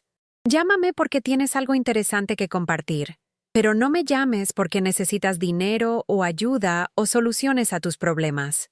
¿6 meses? Mamá, eso es mucho tiempo. No es nada si realmente quieres una relación conmigo en lugar de solo acceso a mis recursos. Después de colgar, me senté en mi cocina sintiéndome simultáneamente exhausta y energizada. Había dicho cosas que había necesitado decir por décadas, trazado límites que había necesitado trazar desde que mis hijos eran adolescentes. Se sintió aterrador y necesario, y muy atrasado. Pero la parte más difícil estaba por venir. 3 días después, David llamó. Su enfoque era diferente al de Sara. Más analítico, menos emocional, pero igualmente manipulativo a su manera. Mamá, creo que Sara realmente está tratando de entender tu perspectiva, comenzó. Pero toda esta situación se ha vuelto bastante dramática. Tal vez es hora de bajarle y encontrar un término medio. Bajarle. Encontrar un término medio. ¿Qué tipo de término medio estabas pensando?, pregunté. Bueno, ya hiciste tu punto sobre límites y respeto. Sara ya lo entiende, pero cortar completamente la comunicación parece extremo. Tal vez podrían acordar algún tipo de horario regular para reportarse para que ella sepa que te importa. Y a cambio, ella será más consciente de no siempre pedir ayuda. David siempre había sido el mediador familiar, el que suavizaba conflictos y encontraba compromisos. Pero su propuesta reveló que él, como Sara, aún no entendía el problema fundamental. David, dije, ¿alguna vez piensas en mí cuando no estás hablando conmigo? ¿Qué quieres decir? Quiero decir, cuando estás viviendo tu vida, yendo al trabajo, pasando tiempo con amigos, tomando decisiones sobre tu futuro. ¿Alguna vez te preguntas cómo estoy? ¿Alguna vez piensas, ¿debería llamar a mi mamá solo para ver cómo está? ¿Alguna vez me extrañas? El silencio que siguió fue respuesta suficiente. Pienso en ti, dijo eventualmente, pero ni él sonaba convencido. ¿Cuándo fue la última vez que me llamaste sin necesitar algo?, pregunté. Hablamos bastante regularmente. Hablamos cuando tú o Sara necesitan algo de mí. Eso no es lo mismo. Mira, mamá, creo que estás pensando demasiado esto. Los padres ayudan a sus hijos. Así funcionan las familias. No significa que no te amemos. Los padres ayudan a sus hijos. Esa simple declaración encapsuló todo lo malo con nuestra relación. En la mente de David, el flujo de apoyo iba en una sola dirección, de padre a hijo, independientemente de la edad del hijo o la capacidad del padre para dar. David, tengo 68 años. Tuve un infarto hace 2 años. Estoy viviendo de quincena en quincena porque he gastado los ahorros de mi vida en la educación y boda de tu hermana. ¿En qué punto dejo de ser solo un padre y empiezo a ser una persona que merece cuidado y consideración? Eres una persona, mamá. Por supuesto que lo eres. Pero no puedes esperar que de repente cambiemos la forma en que nuestra familia siempre ha funcionado solo porque estás pasando por un mal momento. Un mal momento. Como si décadas de agotamiento financiero y emocional fueran un inconveniente temporal en lugar del resultado predecible de una dinámica disfuncional. Esto es exactamente de lo que estoy hablando, dije, mi voz subiendo por primera vez en la conversación. ¿Ves mi negativa a continuar sacrificándome como un defecto de carácter en lugar de un límite saludable? ¿Ves mi agotamiento como un mal momento en lugar de una consecuencia de sus elecciones? No creo que esta conversación sea productiva ya, dijo David, su voz enfriándose al tono profesional que usaba cuando quería terminar discusiones incómodas. Probablemente tienes razón. Estuve de acuerdo. Llámame cuando quieras conocerme como persona en lugar de manejarme como un problema. Colgué e inmediatamente apagué mi teléfono. No podía manejar más llamadas, más intentos de negociar mi regreso al papel de madre autosacrificante, que no pedía nada y daba todo. Esa noche, me senté en mi mesa de cocina con una taza de té e hice una lista de cosas que quería hacer por mí misma. Cosas pequeñas, principalmente. Visitar museos, tomar una clase de cocina, leer libros que había estado queriendo leer por años. Pero también cosas más grandes. Tal vez viajar a algún lugar que siempre había querido ver. Tal vez tomar un curso de escritura creativa. Tal vez ser voluntaria para una causa que me importara. Por primera vez en mi vida adulta, estaba haciendo planes que no tenían nada que ver con las necesidades o deseos de alguien más. Las siguientes semanas pasaron silenciosamente. Mi teléfono se mantuvo mayormente silencioso, lo que fue tanto doloroso como pacífico. Extrañaba a mis hijos, pero no extrañaba la ansiedad constante de esperar su siguiente crisis o emergencia financiera. Empecé a ser voluntaria en un programa de alfabetización en Del Valle, ayudando a inmigrantes adultos a aprender a leer español. El trabajo fue gratificante de una forma que me sorprendió. Estos estudiantes estaban agradecidos por mi tiempo y atención, pero no lo daban por sentado. Me veían como una persona con habilidades y conocimiento valiosos, no solo como un recurso del cual extraer. También empecé a asistir a un grupo de apoyo para gente lidiando con abuso financiero por miembros de familia. Las reuniones se realizaban en un centro comunitario en Doctores, y me sorprendí de descubrir cuántos adultos mayores estaban lidiando con situaciones similares. Estaba Margarita, cuyo hijo había robado sus tarjetas de crédito para financiar su adicción al juego. Estaba Francisco, cuya hija lo había convencido de poner su nombre en sus cuentas bancarias, y luego las vació para pagar los problemas legales de su novio. Estaba Elena, cuyos nietos habían sido entrenados por sus padres para hacerla sentir culpable por regalos y préstamos constantes. Escuchar sus historias me hizo darme cuenta de que mi situación, aunque dolorosa, estaba lejos de ser única. Incluso había un nombre para lo que había estado experimentando: abuso financiero a personas mayores. No importaba que los abusadores fueran mis propios hijos. Su comportamiento encajaba en un patrón reconocible de explotación que trabajadores sociales y consejeros trataban regularmente. El grupo de apoyo me enseñó estrategias prácticas para protegerme financieramente, pero más importante, me ayudó a entender que no estaba loca o egoísta por querer ser tratada con respeto. El comportamiento de mis hijos no era dinámica familiar normal. Era una forma de abuso que había sido condicionada a aceptar como amor. 6 semanas después de nuestra última conversación, Sara llamó. Miré su nombre en la pantalla de mi teléfono por varios timbrazos antes de decidir contestar. Hola, Sara. Mamá, ¿cómo estás? Su voz era tentativa, cuidadosa. Estoy bien. ¿Cómo van las cosas contigo? Bien. Bueno, está bien. La luna de miel fue bonita. Terminamos yendo a Puerto Vallarta en lugar de Acapulco. De verdad fue muy relajante. Hicimos plática trivial por unos minutos. Temas neutrales que se sintieron extraños después de años de conversaciones impulsadas por crisis. Me contó sobre su trabajo en la casa de modas, sobre el trabajo de Marcus en finanzas, sobre su nuevo departamento en la Condesa. He estado pensando mucho en lo que dijiste, me dijo eventualmente. Sobre llamar solo para platicar en lugar de siempre necesitar algo. ¿Y? Y tenías razón. Me di cuenta de que realmente no sé qué está pasando en tu vida. Como, no sé qué haces para divertirte, o de qué te preocupas, o qué te hace feliz. Sé que trabajas como cuidadora de ancianos, pero no sé si te gusta o si es solo lo que paga las cuentas. Esto era más autoconciencia de la que Sara había demostrado nunca antes, pero permanecí cautelosa. Reconocer un problema era solo el primer paso hacia realmente atenderlo. ¿En qué más has estado pensando?, pregunté. He estado pensando en cómo nunca pregunto sobre tu salud, aunque tuviste un infarto. He estado pensando en cómo siempre asumí que estabas manejando todo bien porque eso es lo que siempre habías hecho.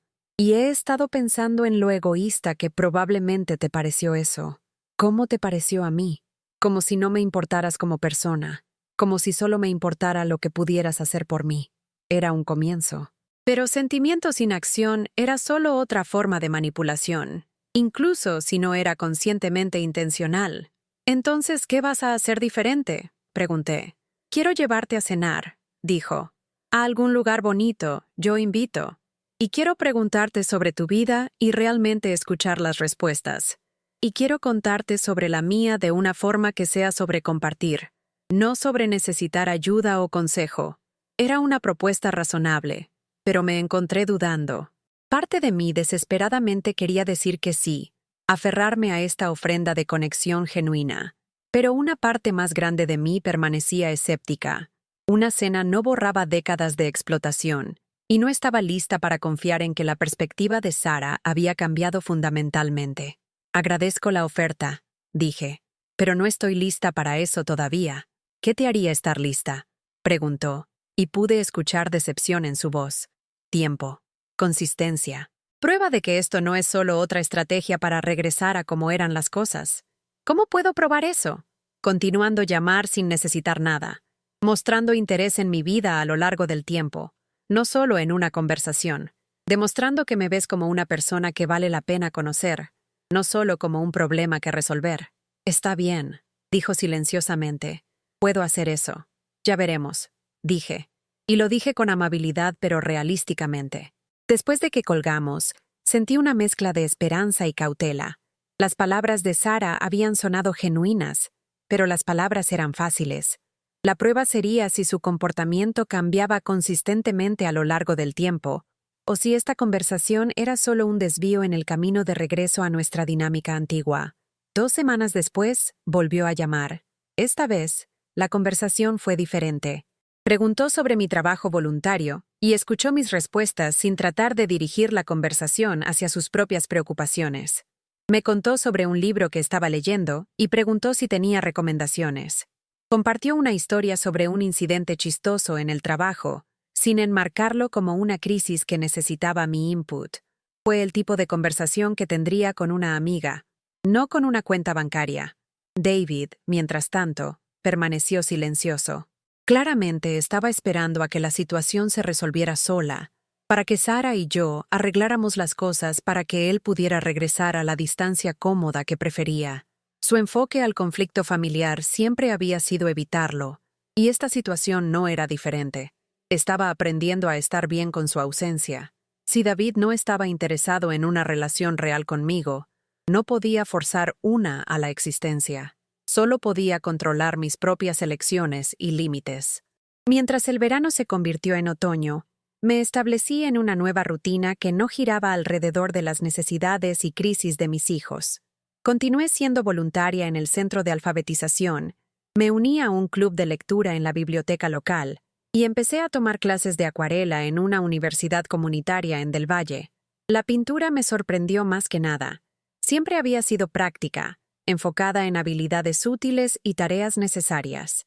Pero mezclar colores en una paleta y verlos fluir sobre papel se sintió como una forma de magia que nunca me había permitido explorar.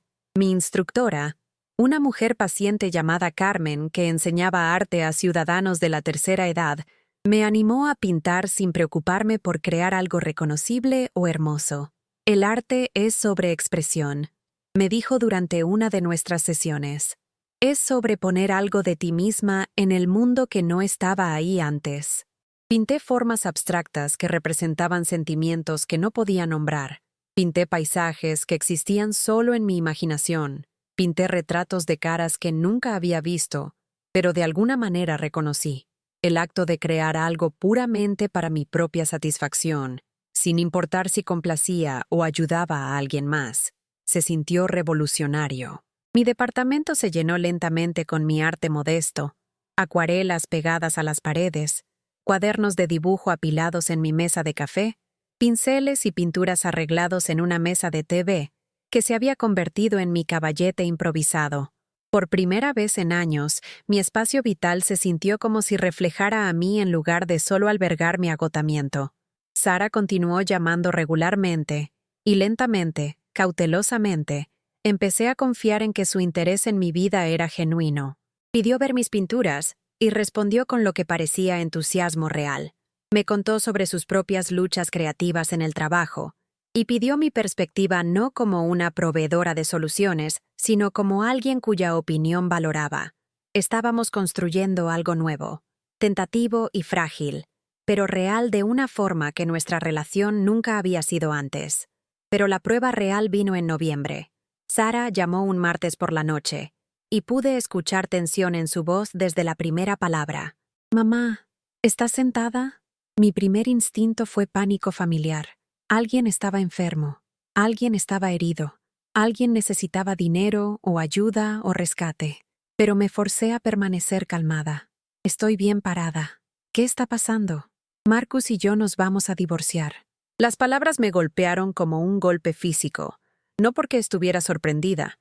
Las fotos en la memoria USB me habían preparado para esta posibilidad, sino porque inmediatamente sentí mis viejos patrones tratando de reafirmarse.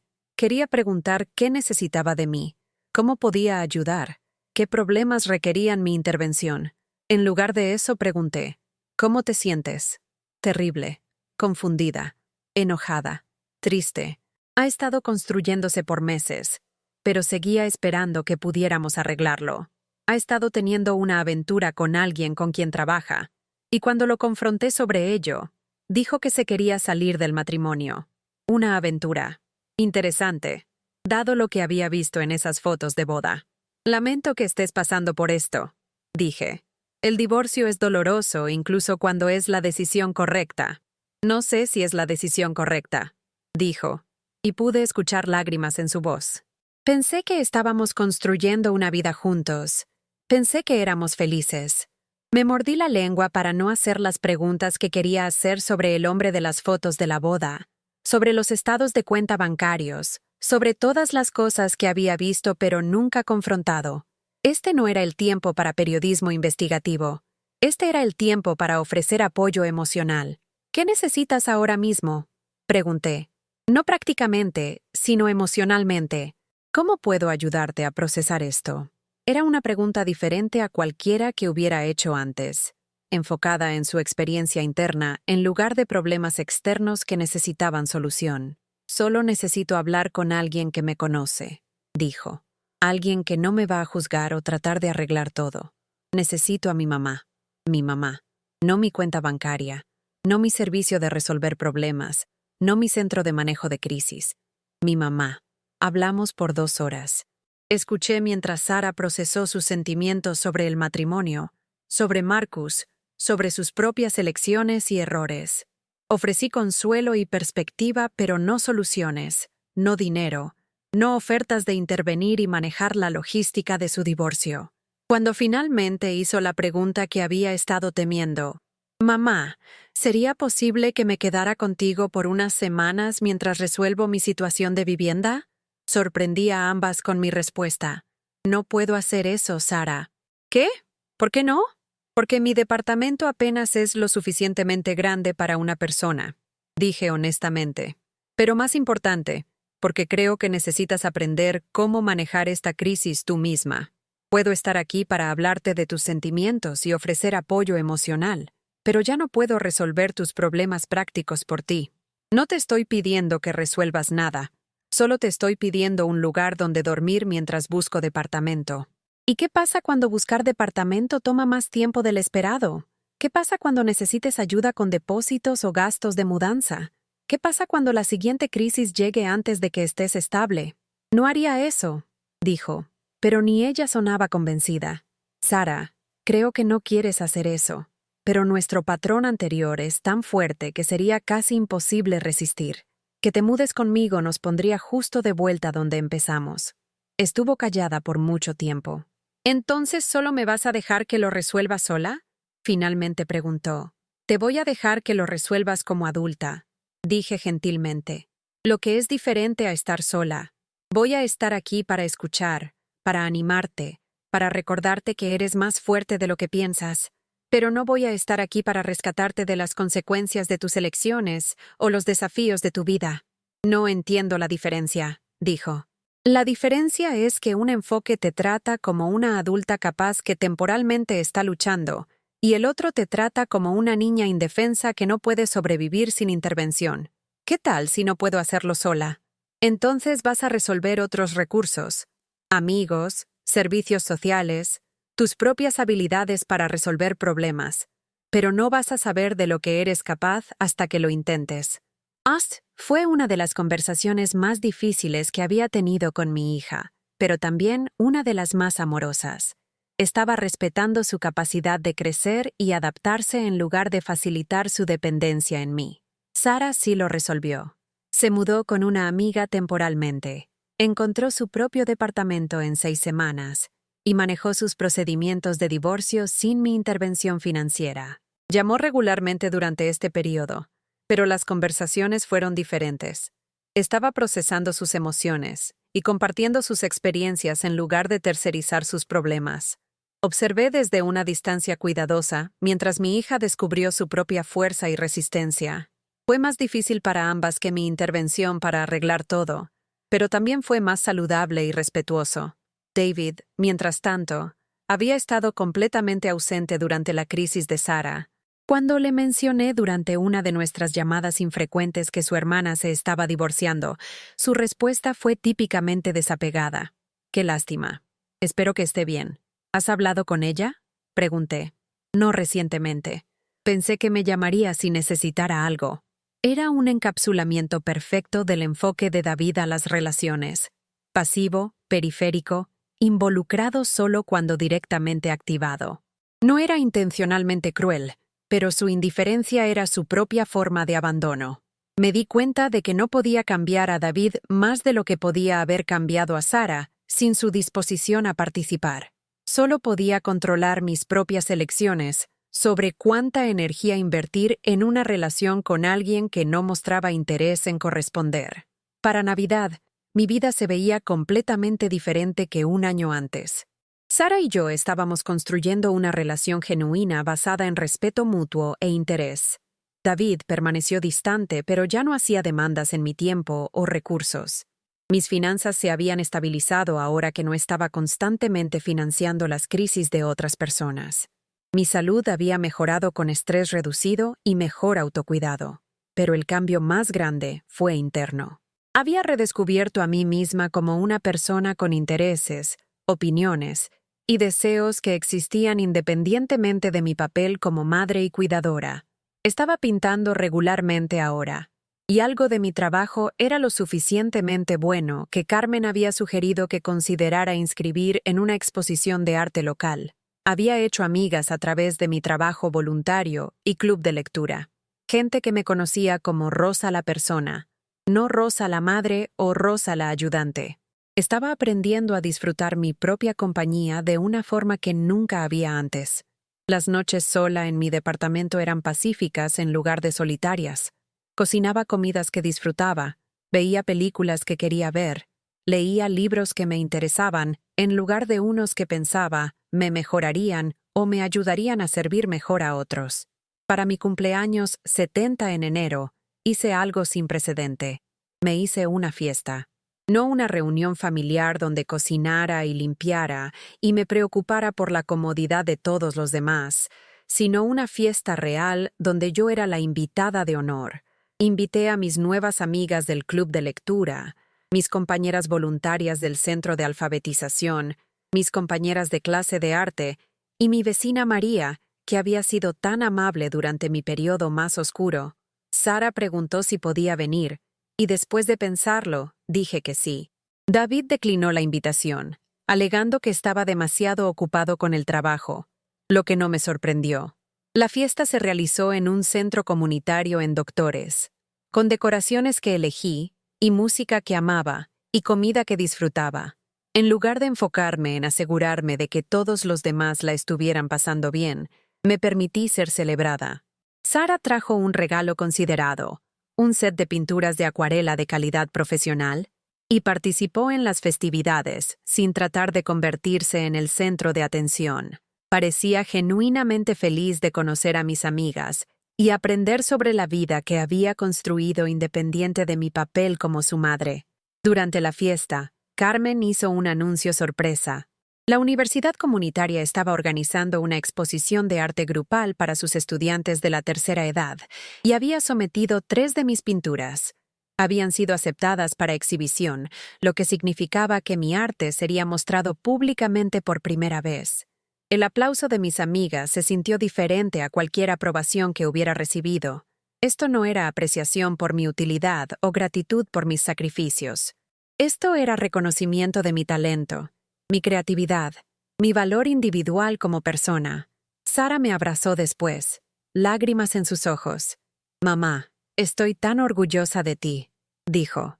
«No solo por la exposición de arte, sino por todo, por construir esta vida para ti misma, por enseñarme que podía ser más fuerte de lo que pensé que era, por mostrarme cómo se ve el amor real». «¿Cómo se ve el amor real?», pregunté. «Como respetar a alguien lo suficiente para dejarlos crecer, en lugar de mantenerlos dependientes. Como importarte su felicidad más que tu propia comodidad. Como creer en su habilidad de manejar su propia vida. Fue la cosa más perspicaz que le había escuchado decir sobre relaciones, y me dio esperanza de que los cambios entre nosotras fueran permanentes en lugar de temporales. La exposición de arte se realizó en marzo, y fue una de las experiencias más nerviosas y emocionantes de mi vida. Ver mis pinturas colgadas en paredes de galería, con pequeñas placas conteniendo mi nombre y los títulos que les había dado, se sintió surreal. Gente que no conocía se detuvo a mirar mi trabajo y discutirlo con sus acompañantes. Algunos le preguntaron a Carmen sobre mis técnicas o trasfondo artístico. Algunos preguntaron si mis piezas estaban a la venta. A la venta. La idea de que alguien pudiera querer poseer algo que había creado puramente por la alegría de crearlo fue revolucionaria.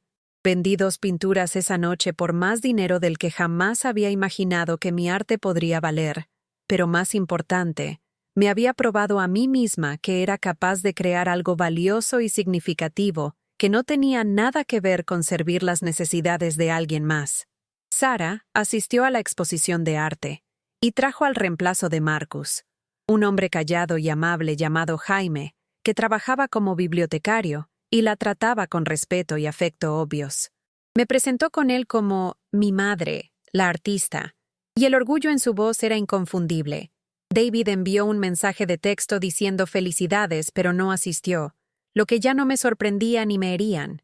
Había aceptado que nunca tendríamos la relación cercana que una vez había querido, pero ya no estaba dispuesta a agotarme tratando de forzar una conexión en la que él no estaba interesado en mantener.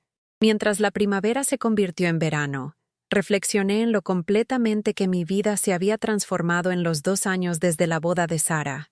La memoria USB que había revelado los verdaderos sentimientos de mi familia sobre mí había sido devastadora en el momento, pero también había sido un regalo.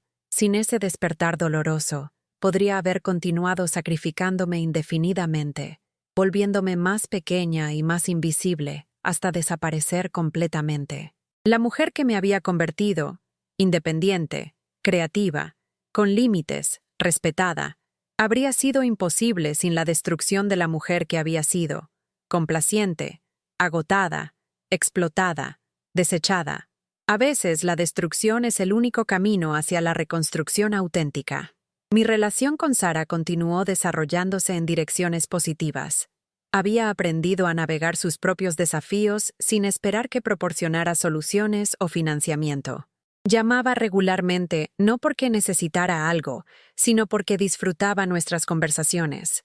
Mostraba interés genuino en mi arte, mi trabajo voluntario, mis pensamientos y sentimientos sobre temas que no tenían nada que ver con ella. Cuando anunció su compromiso con Jaime 18 meses después de que su divorcio fue finalizado, su enfoque fue completamente diferente de su primera experiencia de planeación de boda. «Queremos algo pequeño y simple», me dijo. «Solo familia inmediata y unos cuantos amigos cercanos. Lo vamos a tener en el jardín comunitario en la Condesa donde nos conocimos, y vamos a manejar todos los costos nosotros mismos». «Eso suena perfecto», dije, y lo decía en serio. «Nos encantaría que estuvieras ahí, y nos encantaría que trajeras a algunas de tus amigas si quieres. Carmen, María, quien quieras incluir. Queremos celebrar con gente que realmente nos conoce y le importamos, no poner un show para gente con la que apenas hablamos». Esta era la hija que había esperado que Sara se convirtiera, considerada, autosuficiente, genuinamente interesada en construir relaciones auténticas, en lugar de eventos impresionantes. La boda fue hermosa en su simplicidad. 25 personas se reunieron en un jardín comunitario en una mañana soleada de sábado en junio. Sara usó un vestido de día que compró en Liverpool por $600. Jaime usó un traje que ya tenía. Intercambiaron votos que habían escrito juntos, enfocándose en sociedad y apoyo mutuo en lugar de romance de cuento de hadas. Traje a Carmen y María como mis invitadas, y fueron recibidas calurosamente por Sara y Jaime. La ceremonia fue seguida por un picnic tipo potluck en el jardín, con todos contribuyendo comida y conversación. Por primera vez en mi vida, me sentí como una invitada honrada en la boda de mi hija en lugar de una coordinadora de eventos no pagada. Durante la recepción, Sara me llevó a un lado para una conversación privada. «Mamá, Necesito decirte algo que debería haber dicho hace años. ¿Qué es eso? Lo siento. Por darte por sentado. Por usarte. Por tratarte como una conveniencia en lugar de una persona. Lamento todos los años que desperdicié siendo egoísta cuando podría haber estado conociéndote. Disculpa aceptada, dije. Y lo dije completamente en serio. También quiero agradecerte por salvarme. ¿Salvarme de qué? De mí misma. De nunca aprender a ser adulta. De nunca descubrir de lo que era capaz cuando no podía depender de alguien más para resolver mis problemas. Si no hubieras dejado de facilitarme, me habría quedado dependiente para siempre. Fue una de las cosas más difíciles que he hecho, admití. Decirte que no fue contra todos los instintos que tenía como tu madre, pero fue lo más amoroso que podrías haber hecho, dijo, aunque no pude verlo en el momento. Nos abrazamos en el medio de ese jardín comunitario, rodeadas de verduras y flores que la gente había plantado y cuidado con sus propias manos. Se sintió como una metáfora perfecta para lo que habíamos hecho con nuestra relación, destruir las dependencias artificiales y hacer crecer algo orgánico y sustentable en su lugar. David asistió a la boda, pero permaneció característicamente periférico. Fue educado con todos, participó en las fotos grupales y se fue inmediatamente después de que terminó la ceremonia. Su distancia ya no se sentía como un rechazo personal hacia mí. Simplemente era quien era, y había hecho las paces con amarlo desde cualquier distancia que requiriera. Mientras escribo esto, han pasado 3 años desde que esa memoria USB devastadora llegó a mi puerta. Mi vida hoy es irreconocible de la vida que estaba viviendo entonces. Aún trabajo como cuidadora de ancianos, pero solo medio tiempo, y solo para pacientes que genuinamente quiero ayudar. El trabajo se siente significativo otra vez ahora que es una elección, en lugar de una lucha desesperada por dinero de supervivencia.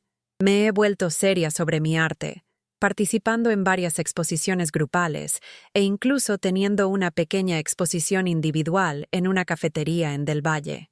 He vendido suficientes pinturas para suplementar mi ingreso modestamente, pero más importante, he encontrado una fuente de alegría y autoexpresión que me pertenece completamente.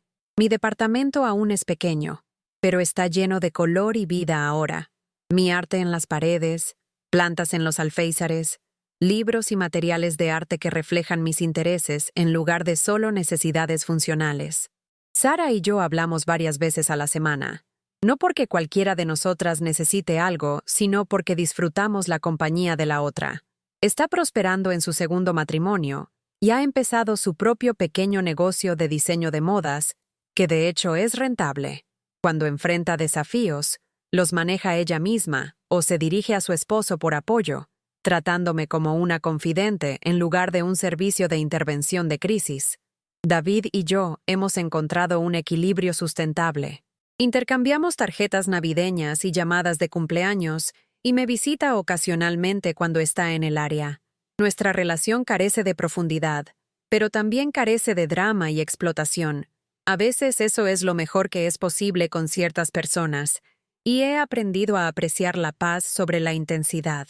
He hecho amigas reales, gente que busca mi compañía porque disfrutan quien soy, no porque puedo resolver sus problemas o financiar sus sueños. Estas relaciones se sienten más ligeras y nutritivas que las conexiones pesadas y basadas en necesidad que habían caracterizado tanto de mi vida anterior. Mirando hacia atrás, puedo ver que mi viaje del martirio a la independencia no se trataba solo de aprender a decir no a demandas irrazonables. Se trataba de redescubrir mi propio valor como un ser humano individual en lugar de solo un personaje de apoyo en las historias de otras personas. La mujer que recibió esa memoria USB hace 3 años se estaba muriendo. No físicamente, sino espiritual y emocionalmente. Había regalado tanto de sí misma que apenas quedaba algo que dar. Era invisible incluso para sí misma, existiendo solo en relación a las necesidades y crisis de otras personas. La mujer que soy hoy está vívidamente viva. Tengo opiniones, intereses, límites y sueños. Ocupo espacio en el mundo intencionalmente en lugar de disculpándome. Creo belleza y significado que no existía antes de que pusiera mi energía en ello. Más importante, he aprendido la diferencia entre amor y autosacrificio. El amor real respeta la autonomía y dignidad de ambas personas en la relación. No requiere que alguien desaparezca o se agote en servicio a la comodidad de alguien más. Las personas que genuinamente me aman quieren que sea feliz y realizada, no solo útil. Están interesadas en mis pensamientos y experiencias, no solo en mis recursos y servicios. Me ven como una persona completa digna de cuidado y consideración, no una persona parcial cuyo único valor yace en lo que puedo proveer. Este entendimiento ha revolucionado no solo mi relación con mis hijos, sino mi relación conmigo misma. Ya no mido mi valor por cuánto puedo dar o qué tan útil puedo ser. Lo mido por qué tan auténtica puedo ser, cuánta belleza puedo crear, qué tan bien puedo respetar tanto mis propios límites como los de otros. La transformación no fue fácil. Hubo noches cuando la soledad se sintió insoportable, cuando me pregunté si exigir respeto valía el riesgo de perder a mi familia completamente. Hubo momentos cuando mis viejos patrones de complacer a la gente y autosacrificio se sintieron mucho más seguros que la incertidumbre de construir algo nuevo. Pero cada paso hacia la independencia y autorrespeto, incluso los dolorosos, me acercó a una vida que se sintiera genuinamente mía, en lugar de prestada o actuada para la aprobación de alguien más. La lección más difícil fue aprender que algunas personas solo mantendrán relaciones contigo si les permites explotarte. Descubrir que tus propios hijos podrían estar entre esas personas es devastador, pero también es liberador. Una vez que conoces la verdad, puedes hacer elecciones informadas sobre cómo proceder en lugar de operar desde esperanza desesperada y negación. Sara eligió crecer y cambiar cuando dejé de facilitar su dependencia. David eligió mantener su distancia cuando dejé de acomodar su indiferencia. Ambas respuestas me dieron información valiosa sobre quiénes realmente eran y qué tipos de relaciones eran posibles con cada uno de ellos. No podía controlar sus elecciones, pero podía controlar mi respuesta a ellas. Podía elegir respetarme lo suficiente para exigir respeto de otros. Podía elegir construir una vida que existiera independientemente de su aprobación o participación. Podía elegir convertirme en alguien de quien estaba orgullosa de ser, en lugar de solo alguien que otros encontraran útil.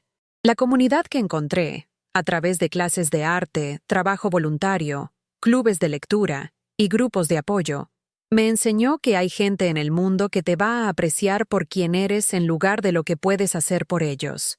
Estas relaciones se sienten fundamentalmente diferentes de las interacciones transaccionales que habían dominado mi vida anterior. Cuando Carmen me invita a tomar café, es porque disfruta mi conversación, no porque necesita que resuelva un problema. Cuando María me pregunta por mí después de que he estado enferma, es porque le importa mi bienestar, no porque quiere algo de mí. Cuando mis amigas del club de lectura se ríen de mis observaciones sobre una novela que estamos discutiendo, es porque encuentran mi perspectiva interesante, no porque están manejando mis sentimientos. Estas conexiones auténticas me han mostrado lo que me estaba perdiendo en mis relaciones con mi propia familia. La gente que genuinamente se preocupa por ti quiere conocer tus pensamientos, tus sentimientos, tus experiencias. Recuerdan detalles sobre tu vida y hacen preguntas de seguimiento sobre cosas que les has contado. Se presentan cuando necesitas apoyo, pero también celebran tus éxitos y comparten en tus alegrías. Construir este tipo de comunidad tomó tiempo e intención. Tuve que aprender cómo ser una amiga en lugar de solo una ayudante, cómo recibir cuidado así como darlo, cómo mostrar interés en otros sin tratar de arreglar sus problemas. Pero la inversión valió la pena. A los 75 años, tengo la vida social más rica que he tenido. No porque estoy rodeada de la mayor cantidad de gente, sino porque estoy rodeada de gente que de hecho me ve y me valora como individuo. Mi rutina diaria ahora refleja esta transformación. Despierto cada mañana con un sentido de propósito que viene de adentro en lugar de las demandas de otras personas. Podría pasar la mañana pintando, la tarde siendo voluntaria en el centro de alfabetización, y la noche leyendo un libro o llamando a una amiga solo para platicar. Cada actividad es elegida porque me trae alegría o realización, no porque sirve a la agenda de alguien más. Esto puede sonar egoísta para gente que aún está atrapada en patrones de autosacrificio crónico, pero en realidad es la base de relaciones saludables. Cuando tienes un fuerte sentido de tu propia identidad y valor, puedes involucrar con otros desde un lugar de fuerza y elección en lugar de desesperación y obligación. Puedes ofrecer apoyo genuino cuando es apropiado sin agotarte. Puedes mantener límites sin sentir culpa. Puedes amar gente sin perderte a ti mismo. La estabilidad financiera que he logrado desde detener mi patrón de dar infinito ha sido otra revelación. Sin el drenaje constante de las emergencias y deseos de otras personas, he podido pagar mis deudas, reconstruir algunos ahorros e incluso costear pequeños lujos que mejoran mi calidad de vida. Puedo costear comprar buenos materiales de arte ahora. Puedo ir a museos y conciertos sin preocuparme por las cuotas de admisión. Puedo reemplazar ropa gastada en lugar de conformarme con artículos que ya no me quedan bien o me hacen sentir bien conmigo misma. Estas pueden parecer mejoras triviales, pero han tenido un impacto profundo en mi autoestima y sentido de dignidad. Cuando dejas de tratarte como una idea de último momento, otra gente deja de tratarte así también. Incluso mi salud ha mejorado dramáticamente desde que reduje el estrés en mi vida. Mi presión arterial se ha estabilizado, mis dolores de cabeza crónicos han mayormente desaparecido y tengo más energía de la que he tenido en años. La conexión entre bienestar emocional y salud física es real y poderosa. Mientras reflexiono en este viaje, me llama la atención cuánto de mi vida anterior estaba motivada por el miedo. Miedo de no ser amable, miedo al abandono, miedo al conflicto, miedo a mis propias necesidades y deseos. Esos miedos me llevaron a hacer elecciones que últimamente crearon los mismos resultados que estaba tratando de evitar. Al tratar tan fuerte de ser indispensable, me hice invisible. Al evitar conflicto a toda costa, creé relaciones llenas de resentimiento y explotación. Al descuidar mis propias necesidades, me convertí en alguien que no tenía nada auténtico que ofrecer a otros. El valor de enfrentar esos miedos y hacer elecciones diferentes fue aterrador al principio, pero ha sido el trabajo más importante de mi vida. Aprender a tolerar incertidumbre y soledad temporal en servicio de algo mejor fue infinitamente preferible a la disfunción permanente que había estado aceptando. La conexión auténtica ha sido uno de los regalos más grandes de mi vida posterior. A cualquiera escuchando esta historia que reconoce su propia situación en mi experiencia, quiero que sepan que el cambio es posible a cualquier edad y en cualquier etapa de relaciones. Nunca es demasiado tarde para empezar a respetarte lo suficiente para exigir respeto de otros. Nunca es demasiado tarde para descubrir quién eres debajo de los papeles que has estado interpretando para otras personas. El proceso no es fácil y no viene con garantías sobre cómo otros van a responder. Algunas personas, como Sara, pueden elevarse a la ocasión y construir algo mejor contigo. Otras, como David, pueden elegir mantener su distancia en lugar de involucrarse con el tú real. Otros aún pueden volverse enojados o manipulativos cuando dejas de permitirles explotarte. Pero independientemente de cómo otros respondan, tendrás la satisfacción de saber que estás viviendo auténticamente, tomando elecciones que se alinean con tus valores y tratándote con la dignidad que todo ser humano merece. La alternativa, continuar sacrificándote por relaciones que drenan en lugar de nutrirte, en realidad no preserva esas relaciones. Solo preserva una dinámica disfuncional que beneficia a algunas personas mientras destruye a otras. Las relaciones reales pueden soportar el estrés del crecimiento y cambio. Gente que genuinamente se preocupa por ti va a querer que seas feliz y realizada, incluso si eso requiere que ajusten sus expectativas o comportamiento. Gente que solo te valora por lo que puedes proveer va a resistir cualquier cambio que amenace su acceso a tus recursos. Descubrir en qué categoría caen tus seres queridos puede romper corazones, pero también es liberador. Una vez que conoces la verdad, puedes tomar decisiones informadas sobre cómo proceder en lugar de operar desde esperanza y negación. Para mí, el regalo más inesperado de esta transformación ha sido descubrir mi propia creatividad y capacidad para la alegría. La mujer que pasó décadas enfocada solo en servir a otros no tenía idea de que tenía talento artístico, que podría encontrar satisfacción profunda en trabajo voluntario, que podría construir amistades significativas basadas en interés mutuo y respeto. Esos aspectos de mí misma no podrían haber emergido hasta que creé espacio para ellos al retirarme de mi papel como la solucionadora de problemas universal y cajero automático de la familia. Decir no a las demandas excesivas de otros me permitió decir sí a mi propio crecimiento y felicidad. Cada elección de priorizar mi bienestar sobre la comodidad de alguien más ha llevado a descubrimientos sobre quién realmente soy y qué le trae significado a mi vida. Cada límite que he mantenido ha creado espacio para que algo mejor crezca en el espacio que anteriormente estaba ocupado por disfunción. Mirando hacia adelante, estoy emocionada sobre posibilidades que no podría haber imaginado hace 3 años. Estoy planeando viajar para ver una exposición de arte en Guadalajara el próximo mes. Mi primer viaje tomado puramente por mi propio placer en décadas. Estoy considerando tomar una clase de escritura creativa para explorar si podría disfrutar expresarme a través de palabras así como imágenes. Sara y Jaime me han invitado a pasar el Día de Muertos con ellos y su familia, lo que se siente como un honor en lugar de una obligación. Estoy esperando con ansias conocer gente que me conoce como la madre talentosa e independiente de Sara, en lugar de como alguien que necesita ser manejada o tolerada. Más que nada, estoy esperando con ansias continuar descubriendo quién soy cuando no estoy definida por mi utilidad a otros. A los 75 años, siento que apenas estoy empezando en el capítulo más auténtico de mi vida.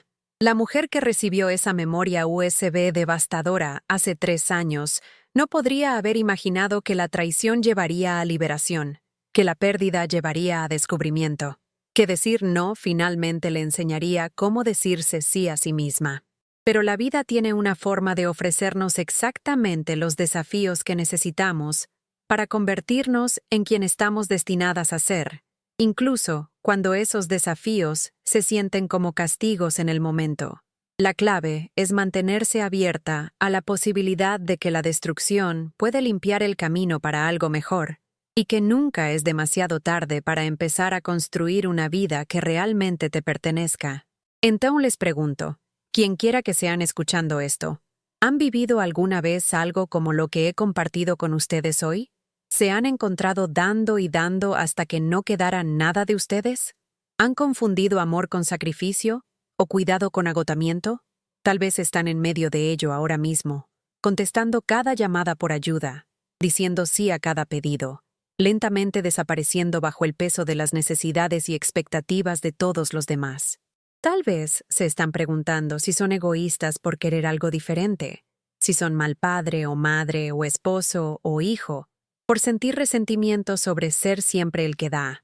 O tal vez conocen a alguien que está atrapado en este patrón, alguien que se ha vuelto invisible en su propia vida, cuyo valor se mide solo por lo que pueden proveer en lugar de quiénes son como persona. ¿Qué pensaron mientras escucharon mi historia? ¿Qué resonó con ustedes? ¿Y qué se sintió diferente de su propia experiencia? Me encantaría escuchar de ustedes en los comentarios abajo. Y si esta historia tocó algo en ustedes, si los ayudó a sentirse menos solos o les dio algo en qué pensar, por favor consideren darle me gusta a este video y suscribirse a mi canal.